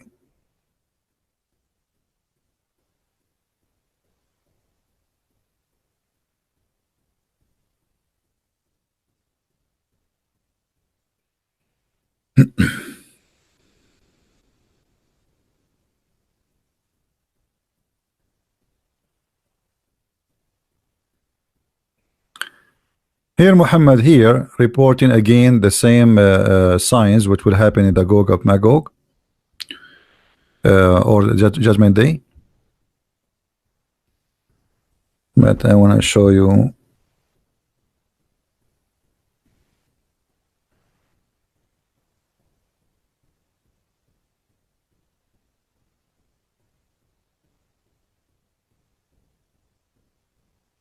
All our funny stories, I mean, they are endless.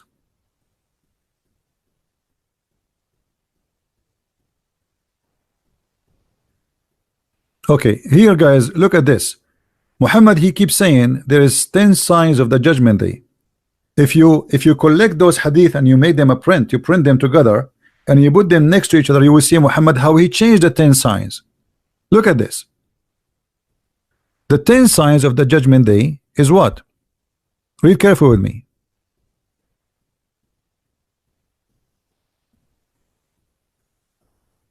Land sliding in the east, land sliding in the west, land sliding in the peninsula of Arabia, Ad-Dajjal, the beast and the earth, Gog and Magog, the rising of the sun from the west, the fire which emit from the lower part of Aden, which was supposedly in Yemen.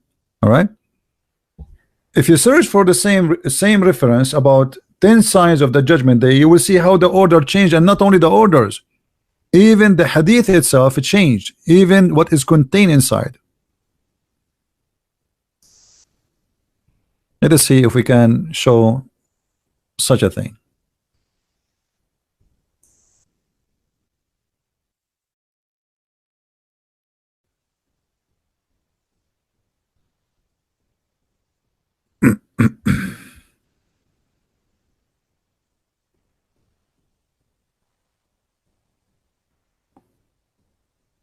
Oh boy, you see this search engine is not helping. You know, you search for something, it shows you things that have nothing to do with what are you looking for.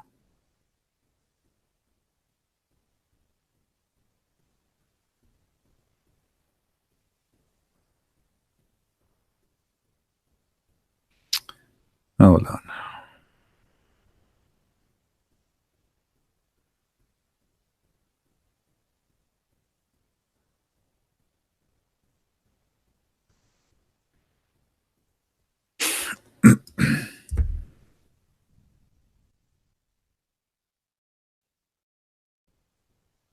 Okay, look at this hadith here. The hour shall not establish until the time is considered, and the year is like a month, and the month is like a week, and the week is like a day, and the day is like an hour, and the hour like flare of the fire. Okay. The signs of the signs of the hour, they are 10.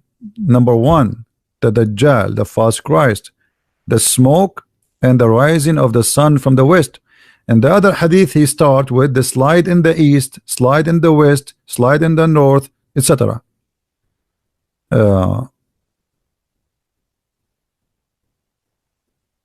You see it? The last hour will not come until two parties of Muslims confront of each other, and their large scale of massacre among them, and the claim of both of them is the same. Muhammad, he claimed that there is a big massacre will happen between two parts of the Muslims. This is a sign of the judgment day. But this is happening always. I mean, Muslims, they keep killing each other always. Even they killed his grandsons, big massacre, for nothing, no judgment day happen. Look at this, just to show you that Muhammad is a false prophet. The sun eclipse during the time of the apostle, may Allah peace upon him, happened. So he stood great, like he is very anxious what will happen, fearing that it might be the doomsday. Muhammad, he is a prophet of God, and he believed that the sign of the judgment day is an eclipse. Do you see it, Muslims? Let me give you this hadith, because this is what happened when Muhammad, he mentioned the moon is split and the judgment day is near. Let me share this hadith with you.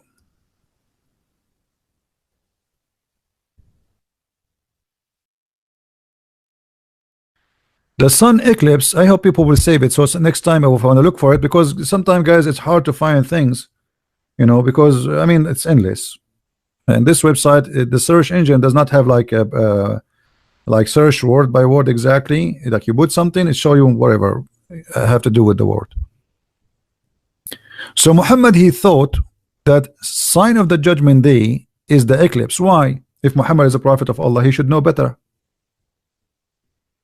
And this is confirmed the hadith where Muhammad, he speak to the Muslims saying that before you die, the following things will happen. You remember?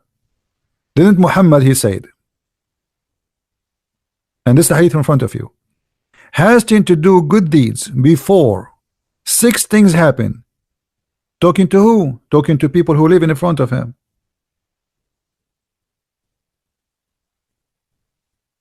When I say to you, do those things before the 6 things happen, and those things happen, like if Muhammad, he meant they will happen through thousands of years, there's no need to say to those people, do good deeds before those things happen, because they will not, you know, just say good do deeds before you die.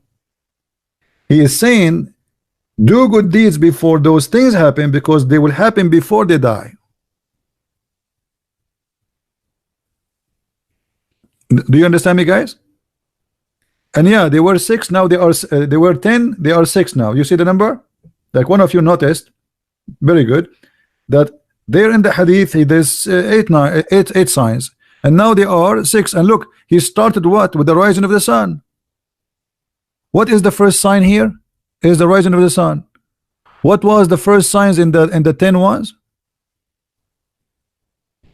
The 10 signs will not happen unless the following things will happen: land is sliding in the east, land is sliding in the west, land is sliding of the Arabian Peninsula, the smoke, the Dajjal, the beast, the Gog and Magog, and then the last thing is the rising of the sun. But this is totally in disagreement with what Muhammad is saying, that there are 6 things will happen, starting with the sun. In that hadith, the last thing is the sun appear from the west, supposedly. Here, the first one is the sun. The sun, we will be careful. Yeah, we are not making things up. It's in front of you. If Muhammad is speaking by the guidance of Allah, why he cannot recite the order of the signs correctly?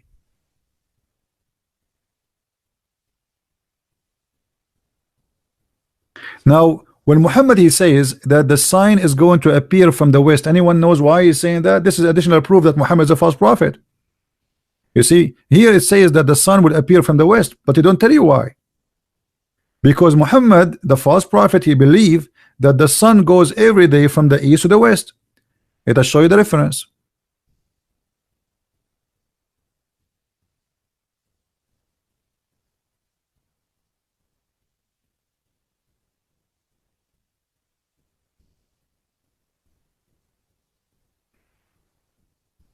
Close some pages because it became too many.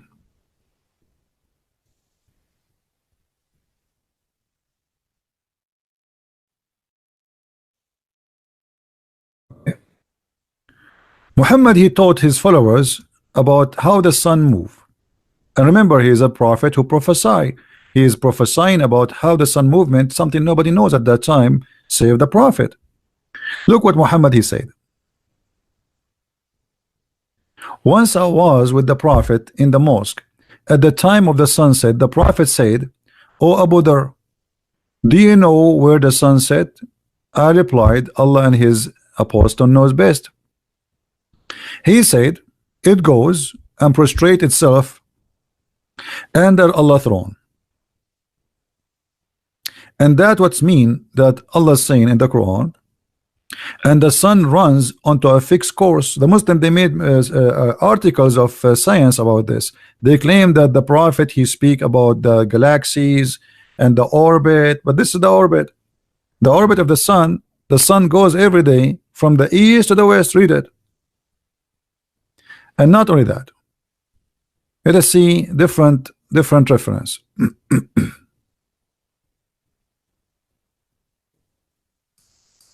Because in different hadith, Muhammad he made it more clear.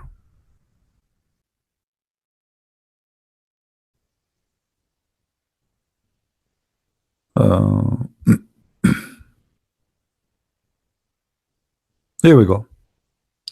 This is a Sahih hadith, this is Sahih Muslim, and this is the hadith number. All right. Muhammad he claimed that the sun every day, he said, "Do you know where the sun goes?" He replied, "Allah and his apostle knows best," as usual. He says, "Verily the sun go until it reach the resting place under the throne." So Muhammad he claimed the movement of the sun, this is during the sunset time, that the sun move every day from the east to the west. Then it falls to prostrate and remain there until it's asked to raise up again. So Muhammad here explained to us the movement of the sun, how the sun set, why the sun disappear, why we don't see it, where the sun is doing, what is the sun is doing during the night. During the night, the sun is sleeping under the throne of Allah. Guys, are you following with me? The sun is under the throne of Allah, and the sun will keep doing this every day, and it goes back and continues emerging out from the rising place of the sun. So this is the normal behavior of the sun. This is alone is enough to prove to us that Muhammad is a big fat liar. Do we have any Muslim here want to say something different? Isn't it this is alone is enough to prove that Muhammad is a false prophet? When Muhammad he says where the sun goes, and the man he says to him, Allah and his apostle knows best. You see, Muhammad he don't claim his knowledge from his own. He says Allah and his apostle knows best. Muhammad he did not say don't involve Allah here, I'm guessing. No, he accept what the man says, Allah and his apostle knows best. Muhammad here is speaking as the apostle of Allah, not as a Bedouin. He is guessing how the sun set or rise. So Muhammad here claiming that this is how the sun spend her night, goes every day, sleep under the throne of Allah, and then in the morning Allah will wake up the sun and he will send it back where it's risen from, and then the story continue. So we'll go back, it goes back and continues emerging out of its rising place, and it glitz till it reach the place of the rest under the throne, and fail and prostrate and remain. This is like a normal behavior for the sun. It's that in that state it is asked to raise and return to the place where you come. Look here, this is a change. The sun at the last day come from where? Come from the west, like went from the east, come to the west. So it appeared to Allah under the throne under the west. So Allah this time he will ask the sun to go and appear from the west, not from the east, and will return and emerge from its rising place. This is the normal thing, and then enter until then it would be raised, and it rise and up and emerge out from the place where you're sitting, and it will raise from the place of sitting.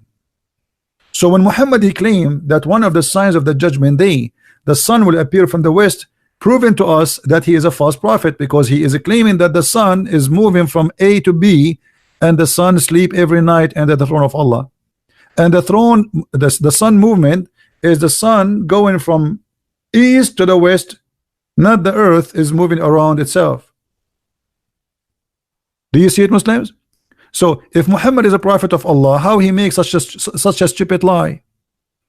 And this will be added to thousands of stupid lies Muhammad he said.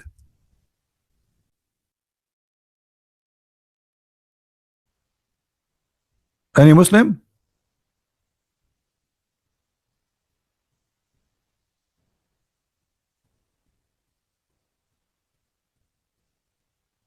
Do we have any Muslim here when either Muhammad is a prophet or he's a liar? Obviously this is a lie.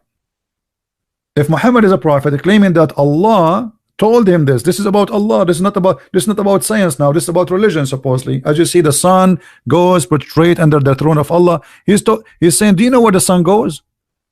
You see what the question, guys? So the Muslim cannot play games and say this is not do you know where the sun goes? At the time of the sunset, he said to him, do you know where the sun goes? So this is about where the sun goes, and he explained.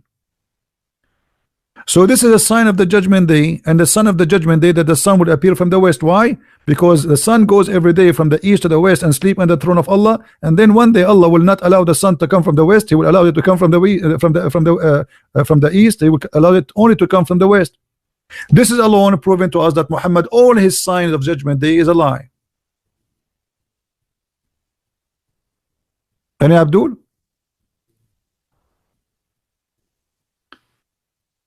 Any Muhammadan?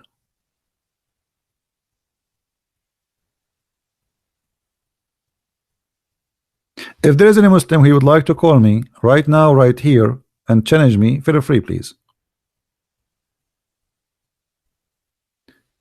Proverbs. We don't want to change the topic, my friend. And the Daoist tribe, I don't know what do you mean. If there is any Muslim would like to call me, this guy Naku, whatever his name, before he called us, he's a kid, right? Isn't this is the same kid he called us before?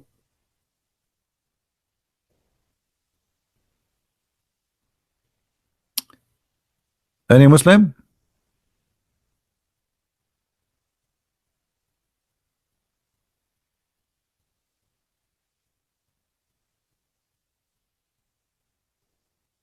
Clear signs that Muhammad is a false prophet. What else? Are we done? No, we are not done. There is endless. What about Muhammad claiming that the sun set in the murky water? And this is in the Quran, and this is confirmed in the hadith, and this is a Sahih hadith. I was sitting behind Allah Messenger, who was riding a donkey. While the sun was setting, he asked, do you know where the sun set? I replied, Allah and his apostle knows best. He said it's set in a murky water. Is this hadith is Sahih? Absolutely. This is Sahih book, and this is the reference. So according to your God, and by the way, this is Quran. The Quran says the same, that Zulqarnain, he found the sun setting in a murky water.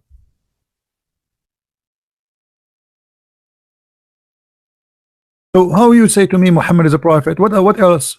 Anyone can remind me of some stupid things Muhammad is? Everything's stupid. What about how the baby is made? The sun sitting, he found the sun sitting in muddy water, and this is exactly what Muhammad said in the hadith.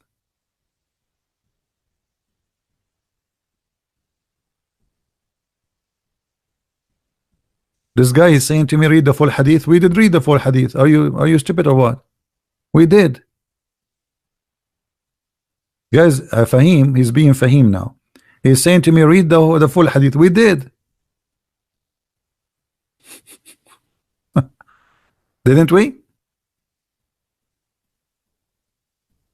This is the full hadith. Which hadith you want? Here we go. I was sitting behind Allah Messenger. Is that the part you like, Fahim? I think this is the one you like most. You are saying to me, read the hadith. This is the hadith. It's 2 lines. And now we are showing it in the screen.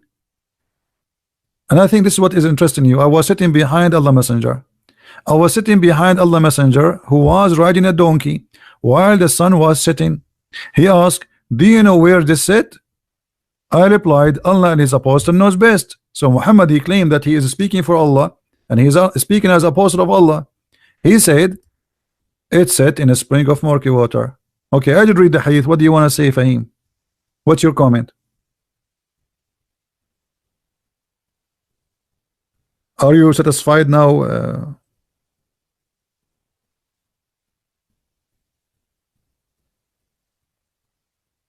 With the hadith?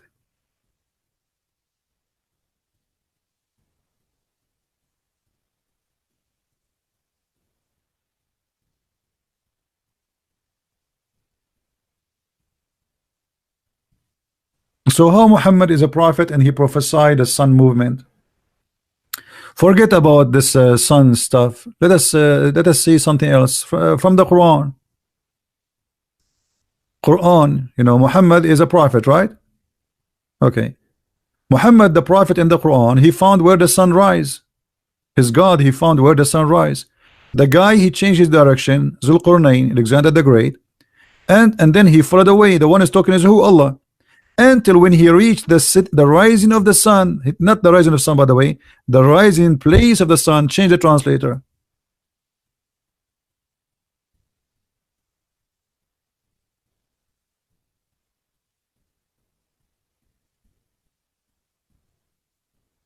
I mean, Muslims, they love to fabricate translation.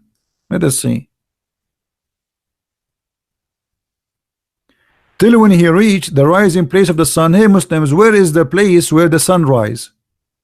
How this guy he reached the rising place of the sun? Muhammad now is telling us about the past. He's a prophet. A past nobody knows. Correct, guys? Prophecies can go back on time, which telling about something nobody knows. Usually prophecy, when we say prophecy, is about future, like telling us what will happen. But now prophecy goes backward. Muhammad is telling us something nobody knows, only him. And what he knew, Allah is talking now. This is Quran. Allah is the one is talking, not Muhammad. The man, Alexander the Great, he keep walking until he found where the sun setting place is. Okay, Muslims, where is the setting place of the sun?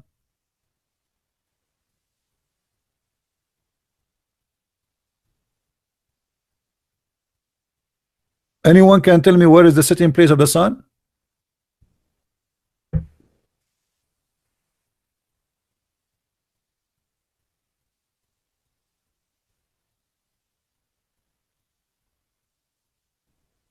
I thought the sun rise everywhere. I do not need to travel anywhere.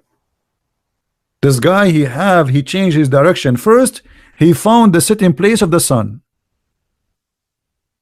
And he found it sitting in a muddy spring of water. Okay, that's a good deal. Now he changed direction. He followed another road. And now he keep walking. And this, by the way, this is take years. This is about the life of Alexander the Great, who spent years in war until he reached the rising place of the sun. So this is not a one-day trip, 2 days. This is years. So now what Muhammad is trying to say, he found the sitting place of the sun. That is the west, the end of the earth. The earth set the sun. He found the sun in the murky water. He changed, and now he started attacking the west, the east, until he reached this rising place of the sun. So Muhammad, he claimed that there is a rising place for the sun, a rising place and setting place for the sun. And now he found the sun rising on people, and there's people next to it. There's people who live there. Is that a prophet of God?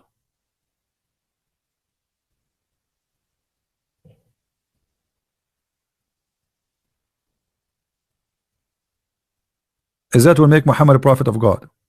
Actually, you know, I'm thinking to make a small videos better than making this video, because those videos are really long, right? So will be maybe hard for you. So I'm thinking to start making a new series of videos, like each one of them is like maybe 5 minutes, talking about each one of them alone. And post it and you download. What do you think, guys? I will say the same thing I said in this video, but I will make it easier for you to download. So later, maybe today, later, I'm going to make you can join me if you want. I will go live, but it will be very short. So don't be bored. Don't be surprised why it's 5 minutes, because the purpose is to make it short, so you can download it easy and you can share it easy by email, by Facebook. You know, like the videos we make usually are very long, and it's very hard for people to take like a topic at a time. So I will think about it, even though it take more time from me, because you know, go live, off, low. But we can do that. We can do that. Why lie about the prophecy? Well, Islam Dawah, do you like to call me my friend?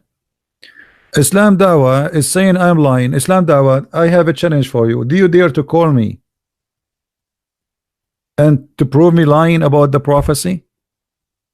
What do you think, guys? Do Islam Dawah dare to do so, or he is just a mouth behind the text? Islam Dawah, I have an open challenge for you. Do you dare to call me live and show the people that what I am saying is a lie?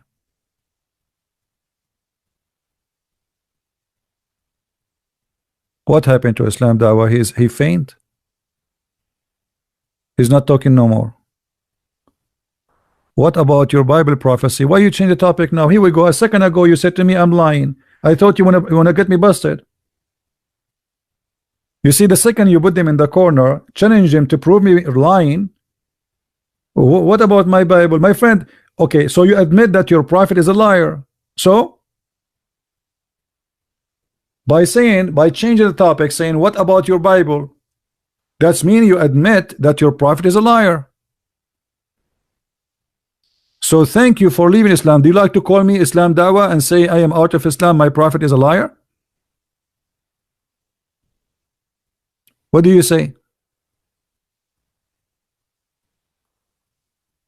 Because either you take the challenge you just made that I am lying and you prove it to everybody and everybody will listen to you. I will give you all the time to talk. What do you say, Islam Dawah?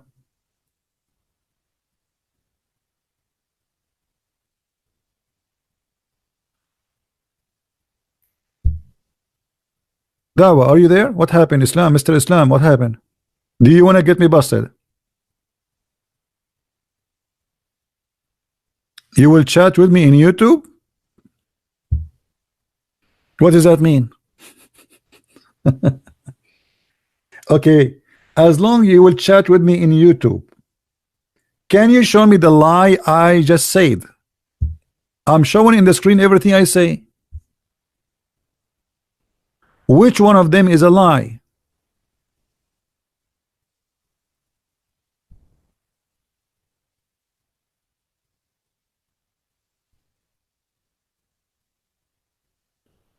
No answer.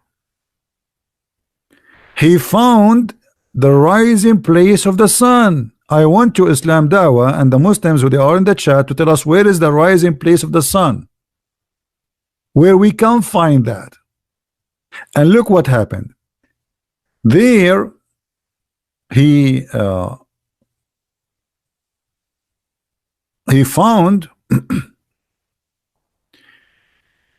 the people of Gog and Magog.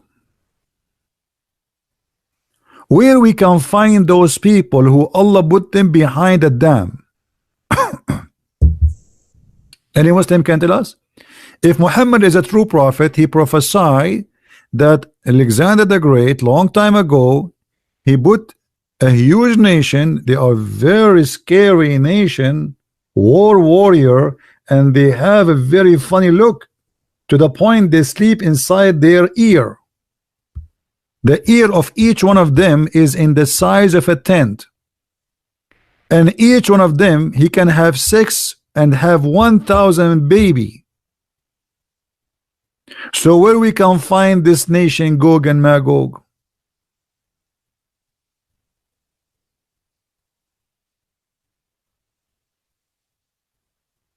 Huh?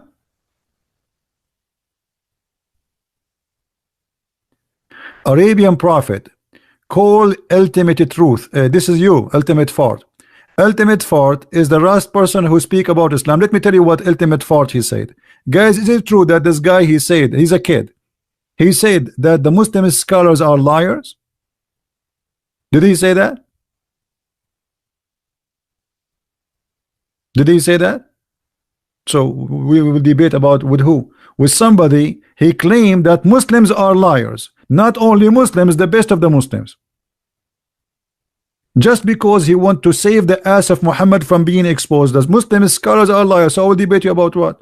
I will show you a hadith after hadith after hadith, and you will say to me they are liars. Then thank you. It's a very clear sign of defeat when you insult the Muslims, call them liars. What I want more? Actually, I am here to prove to you that they are liars. Thank you very much.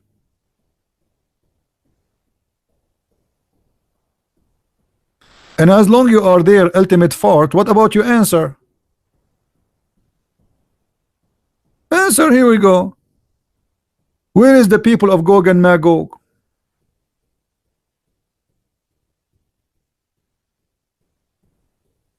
Where the sun set? Here we go. Who wanna answer where the sun set according to Muhammad? Are you going to say Muhammad is a liar? Yes, he is a liar. Is this hadith is a weak hadith? No. Is it authentic hadith? Yes. So what we will do? I will tell you what you will do. You will say the scholar is liar and the Muslims are liar. I agree. Look, they are liars. There's one of two. Either you Muslims are a bunch of liars or Muhammad is a liar. Choose one. For me, I see that both of you lied to cover up for Muhammad. Those hadith was authentic for centuries, for 1400 years. Actually, Al-Bukhari, he came 300 years after Muhammad. So all more than 1,000 years, those are authentic. Today they are liars. Why? Because we spank you with it. You are talking about making money. Your God Allah make money. What's wrong with making money? Guys, you are a liar because you make money. Let me show you. Thank you very much. What the Quran says? The Quran says, follow those who ask you not for money. Guys, do I ask you to follow me? Did I ever claim to be a prophet? No. People here, they want to make donations. It's up to them to support us. But nobody is following me. I'm not a prophet. Let us see what the Quran says.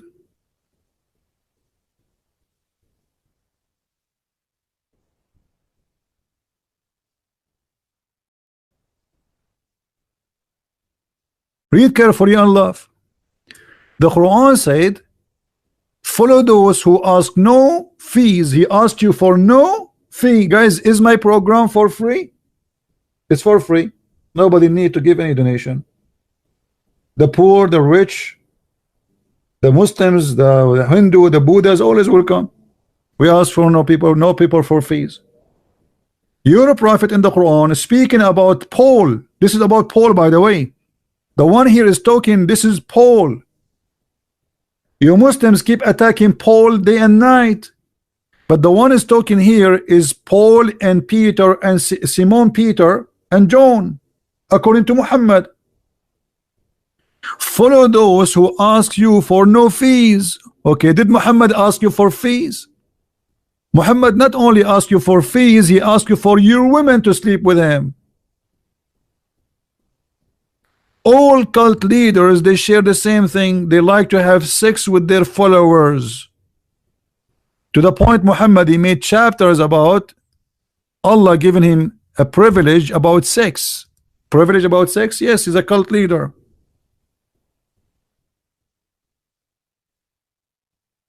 Are we lying? No.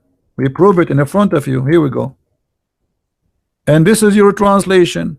Look at the list. Allah, he allowed the prophet to have sex with them. Look at this. And by the way, here I find it very funny and very stupid. Oh Allah, apostle, we have made lawful for you to have sex with your wives. Thank you, Allah. For the first time ever, we heard a wisdom of God saying you can have sex with your wife. So the guy, he have sex with them all this time, and now you are saying to him you can have sex with them. Continue. And anyone who you possess, your sex slaves. Rape all the slaves. And anyone given to you in a slave of war, and the daughter of your uncle, and the daughter of your uncle from your father, and the daughter of your uncle from your mother's side, and the daughter on the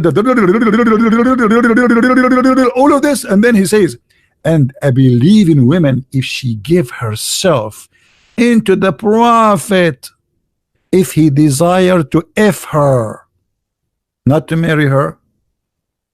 And look, it's a privilege for thee only. A clear sign of a cult leader is sexual privilege. You can go right now and search on Google, and you will find all cult leaders. They give themselves a privilege to sleep with the women who follow them. Why Muhammad, who is a prophet of God, he need a privilege about his penis? He have already many wives, many women. What the point of this privilege? So do you see what you did, Islam Dawah? You opened the gate of hell on your prophet. You spoke about money. Your prophet not only he asked for money, he asked for vagina. Let us show you more. Are we done? No. You cannot even meet the prophet without paying him in front.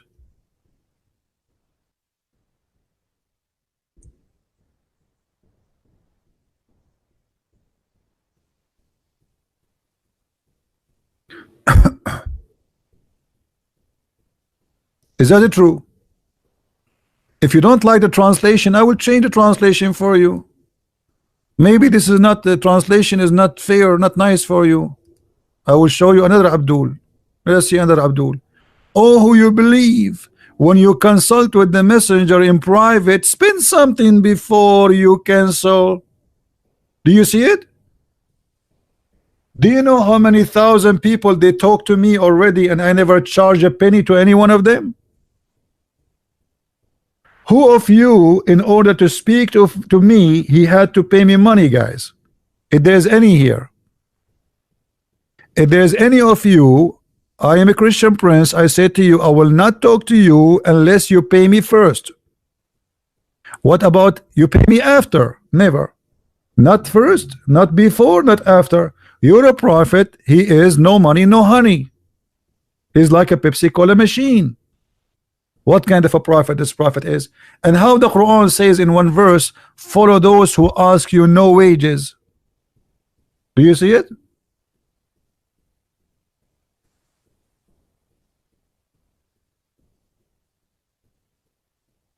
Actually, I have headache because I keep answering people emails. I give up Facebook as a Facebook and Skype because it's too much. I cannot even do work no more.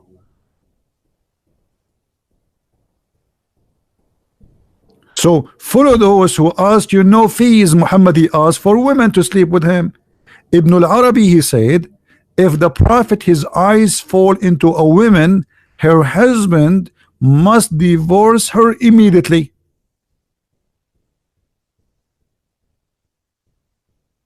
So he can have her. The Prophet, if you like your wife, you have to divorce her immediately? What does that mean?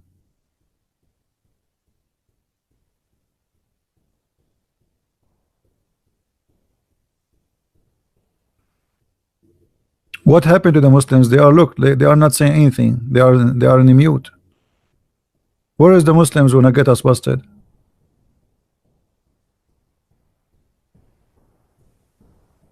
Huh? Keep bargaining and grunting. You damn right. All major signs of the end of the time about the truth. Fact 100. Okay, what is the major sign? Look at this Abdul. This Abdul is so upset from me. He always call me names. I mean, look at this Abdul. Okay, listen, Fee or free we. Okay, I want to challenge you. Give me one sign your prophet he said it's come to be true. As an example, your prophet spoke about the sun set in the murky water. Did we find the sun set in murky water? The sun rise in place, the sun set in place. Your prophet spoke about the beast. Your prophet spoke about the Antichrist, or the Muslims they call him Ad-Dajjal, the false Messiah. Your prophet he spoke about that the plague will not enter Mecca and Medina, but the plague enter Mecca and Medina. You can go right now to the Saudi Arabia website, and they have studies about how many people die in plague. So how Muhammad he says plague will never enter Mecca and Medina?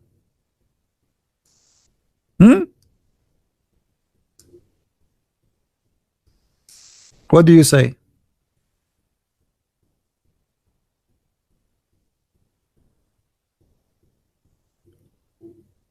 I think the only thing Muhammad he said is truthful is when he said that a Muslim in the heaven, like this guy free, he is going to give birth to a baby, and I would like to see that live on camera.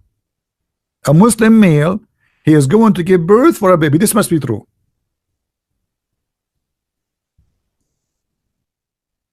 The question is, the baby will come from where? I challenge any Muslim to tell me where you are going to deliver the baby. Where from? You are a man, you are a man, you are a male, your name is Mimi Hijab. You have a beard. You hold a comb and you start combing your beard in the stage because the girls are looking. And now you are in the heaven of Allah. And now you have your belly getting bigger and bigger and bigger. What? Because you have a baby. And then you will deliver the baby in less than an hour. And by the way, here the word hour is not accurate. In Arabic it says hour, but hour in the Arabic in the time of Muhammad is like 15 minutes. This is what I call the fast microwave. I challenge you, the Abduls, they are in the chat, to tell me you will deliver the baby from where. I will give you three options: from your nose, from your mouth, or from your where?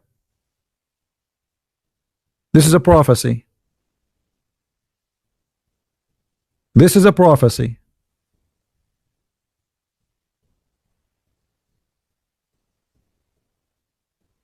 Are you against this prophecy or you support this prophecy?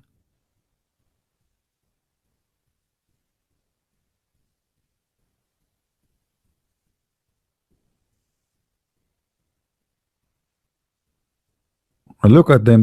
What happened to them? They are not there. They don't answer.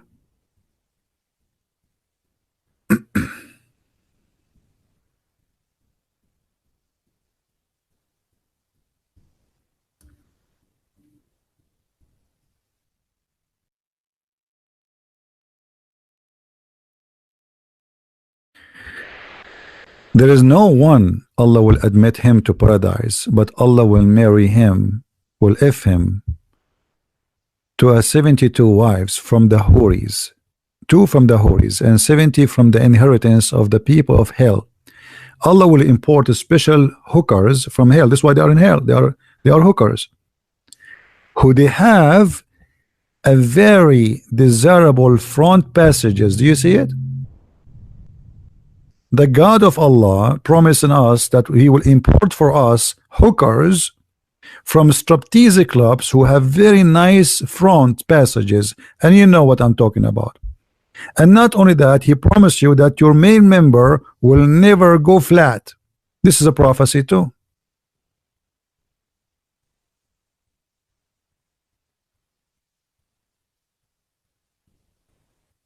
Are you proud?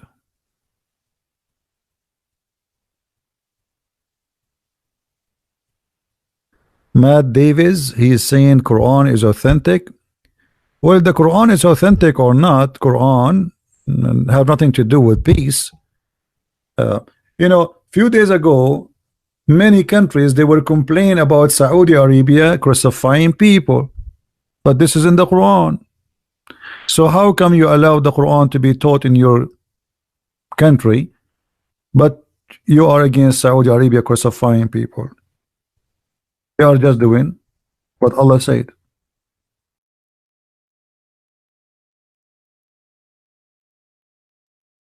This is in the Quran.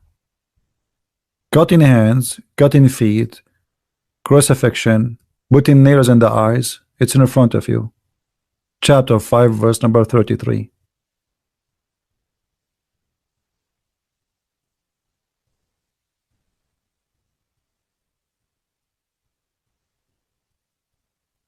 Any Abdul?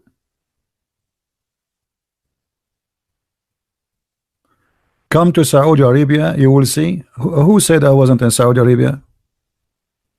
Maybe I know Saudi Arabia more than you. And what if I came to Saudi Arabia, what you can do? Actually, Saudi Arabia is the most safe place for me, because the Saudi, they will never dare to touch me. I'm an American citizen.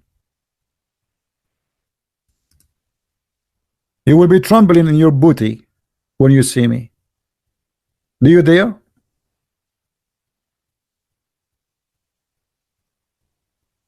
You will stamp my passport and you will not dare to say you are not welcome.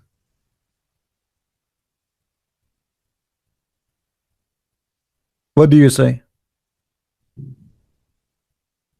I can go right now to Emirat. Arrest me, I challenge you.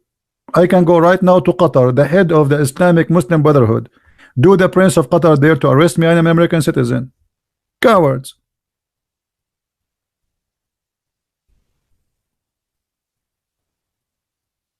You will not dare. Trump, he will hang the Prince of Qatar from his jalabiya. Somebody is asking me, Jesus is real.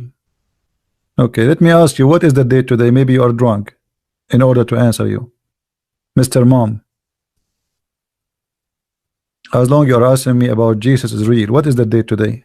Maybe you are drunk. Do you know what the date today? You do not know. You are drunk. Maybe taking hashish.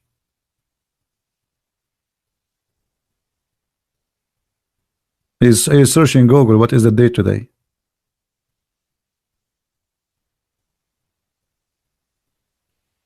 You don't know? 2019 after Christ. Look how stupid you are. Is Jesus real? All your history, your salary, your computer, your watch, your phone, everything around you, your internet work by the time of Jesus. And you are asking until now, wondering if Jesus is real? This is how stupid you are.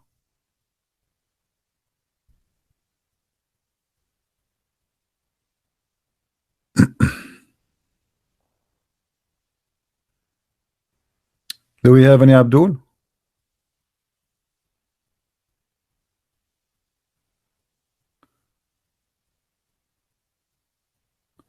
No, we will not stop going live. But I just said, like this video, I'm thinking to not to keep it. I will make, after I finish now, right away, I will make small series of small ones, so you guys, you can download it and you can share it easy, like 5 minutes, maybe 10 minutes each, like whatever time to finish the topic. But it's going to be short, like for sure less than 15 minutes. So you guys, you can download it easy. Why Quran show the truth for you? Because you're an idiot. Where is the truth in the Quran? Show me. Show me where is the truth in the Quran? Like what? What is the truth? That the baby is coming from a sperm, and the sperm is coming from the backbone? Hmm? Is that the truth? Hey, Muhammad is prophesying that there is a baby is made by the sperm which is coming from the ribs of the woman and the backbone of the man. I mean, this is the truth. He showed you the truth. That's it. I mean, that's it.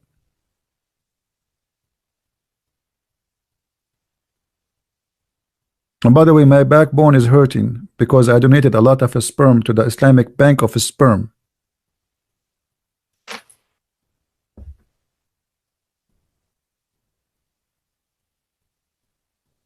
Any Abdul? Here we go. This is a false prophecy. A prophet, he claimed that he knew how the baby is created.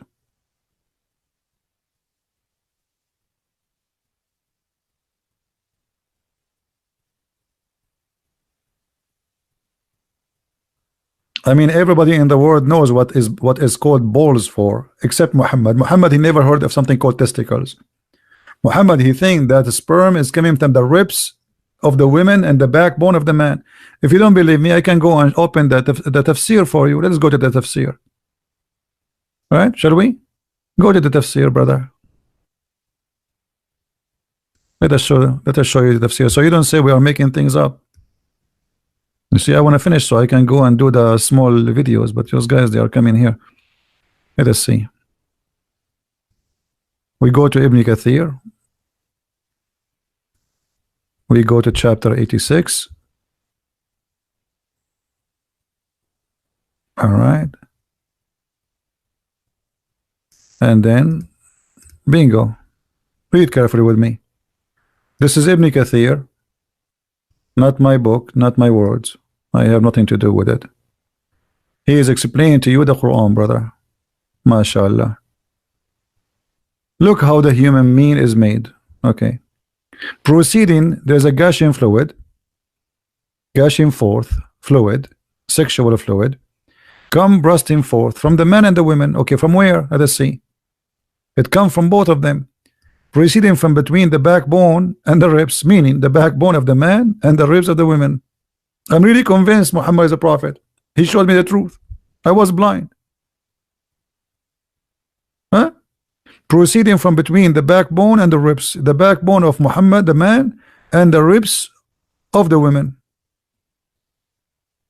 Okay, guys, you know what? I'm going to stop here and I'm go back. Give me just 5 minutes. Just give me 5 minutes. I will go live and we will make series of false prophecy of Prophet Muhammad. And just take a note. We will not stay long, which means I will hang up after maybe 5 or 10 minutes and might come back again. So join us again. 5-10 minutes and I hang up and come back again, etc. Until I cannot, like, I get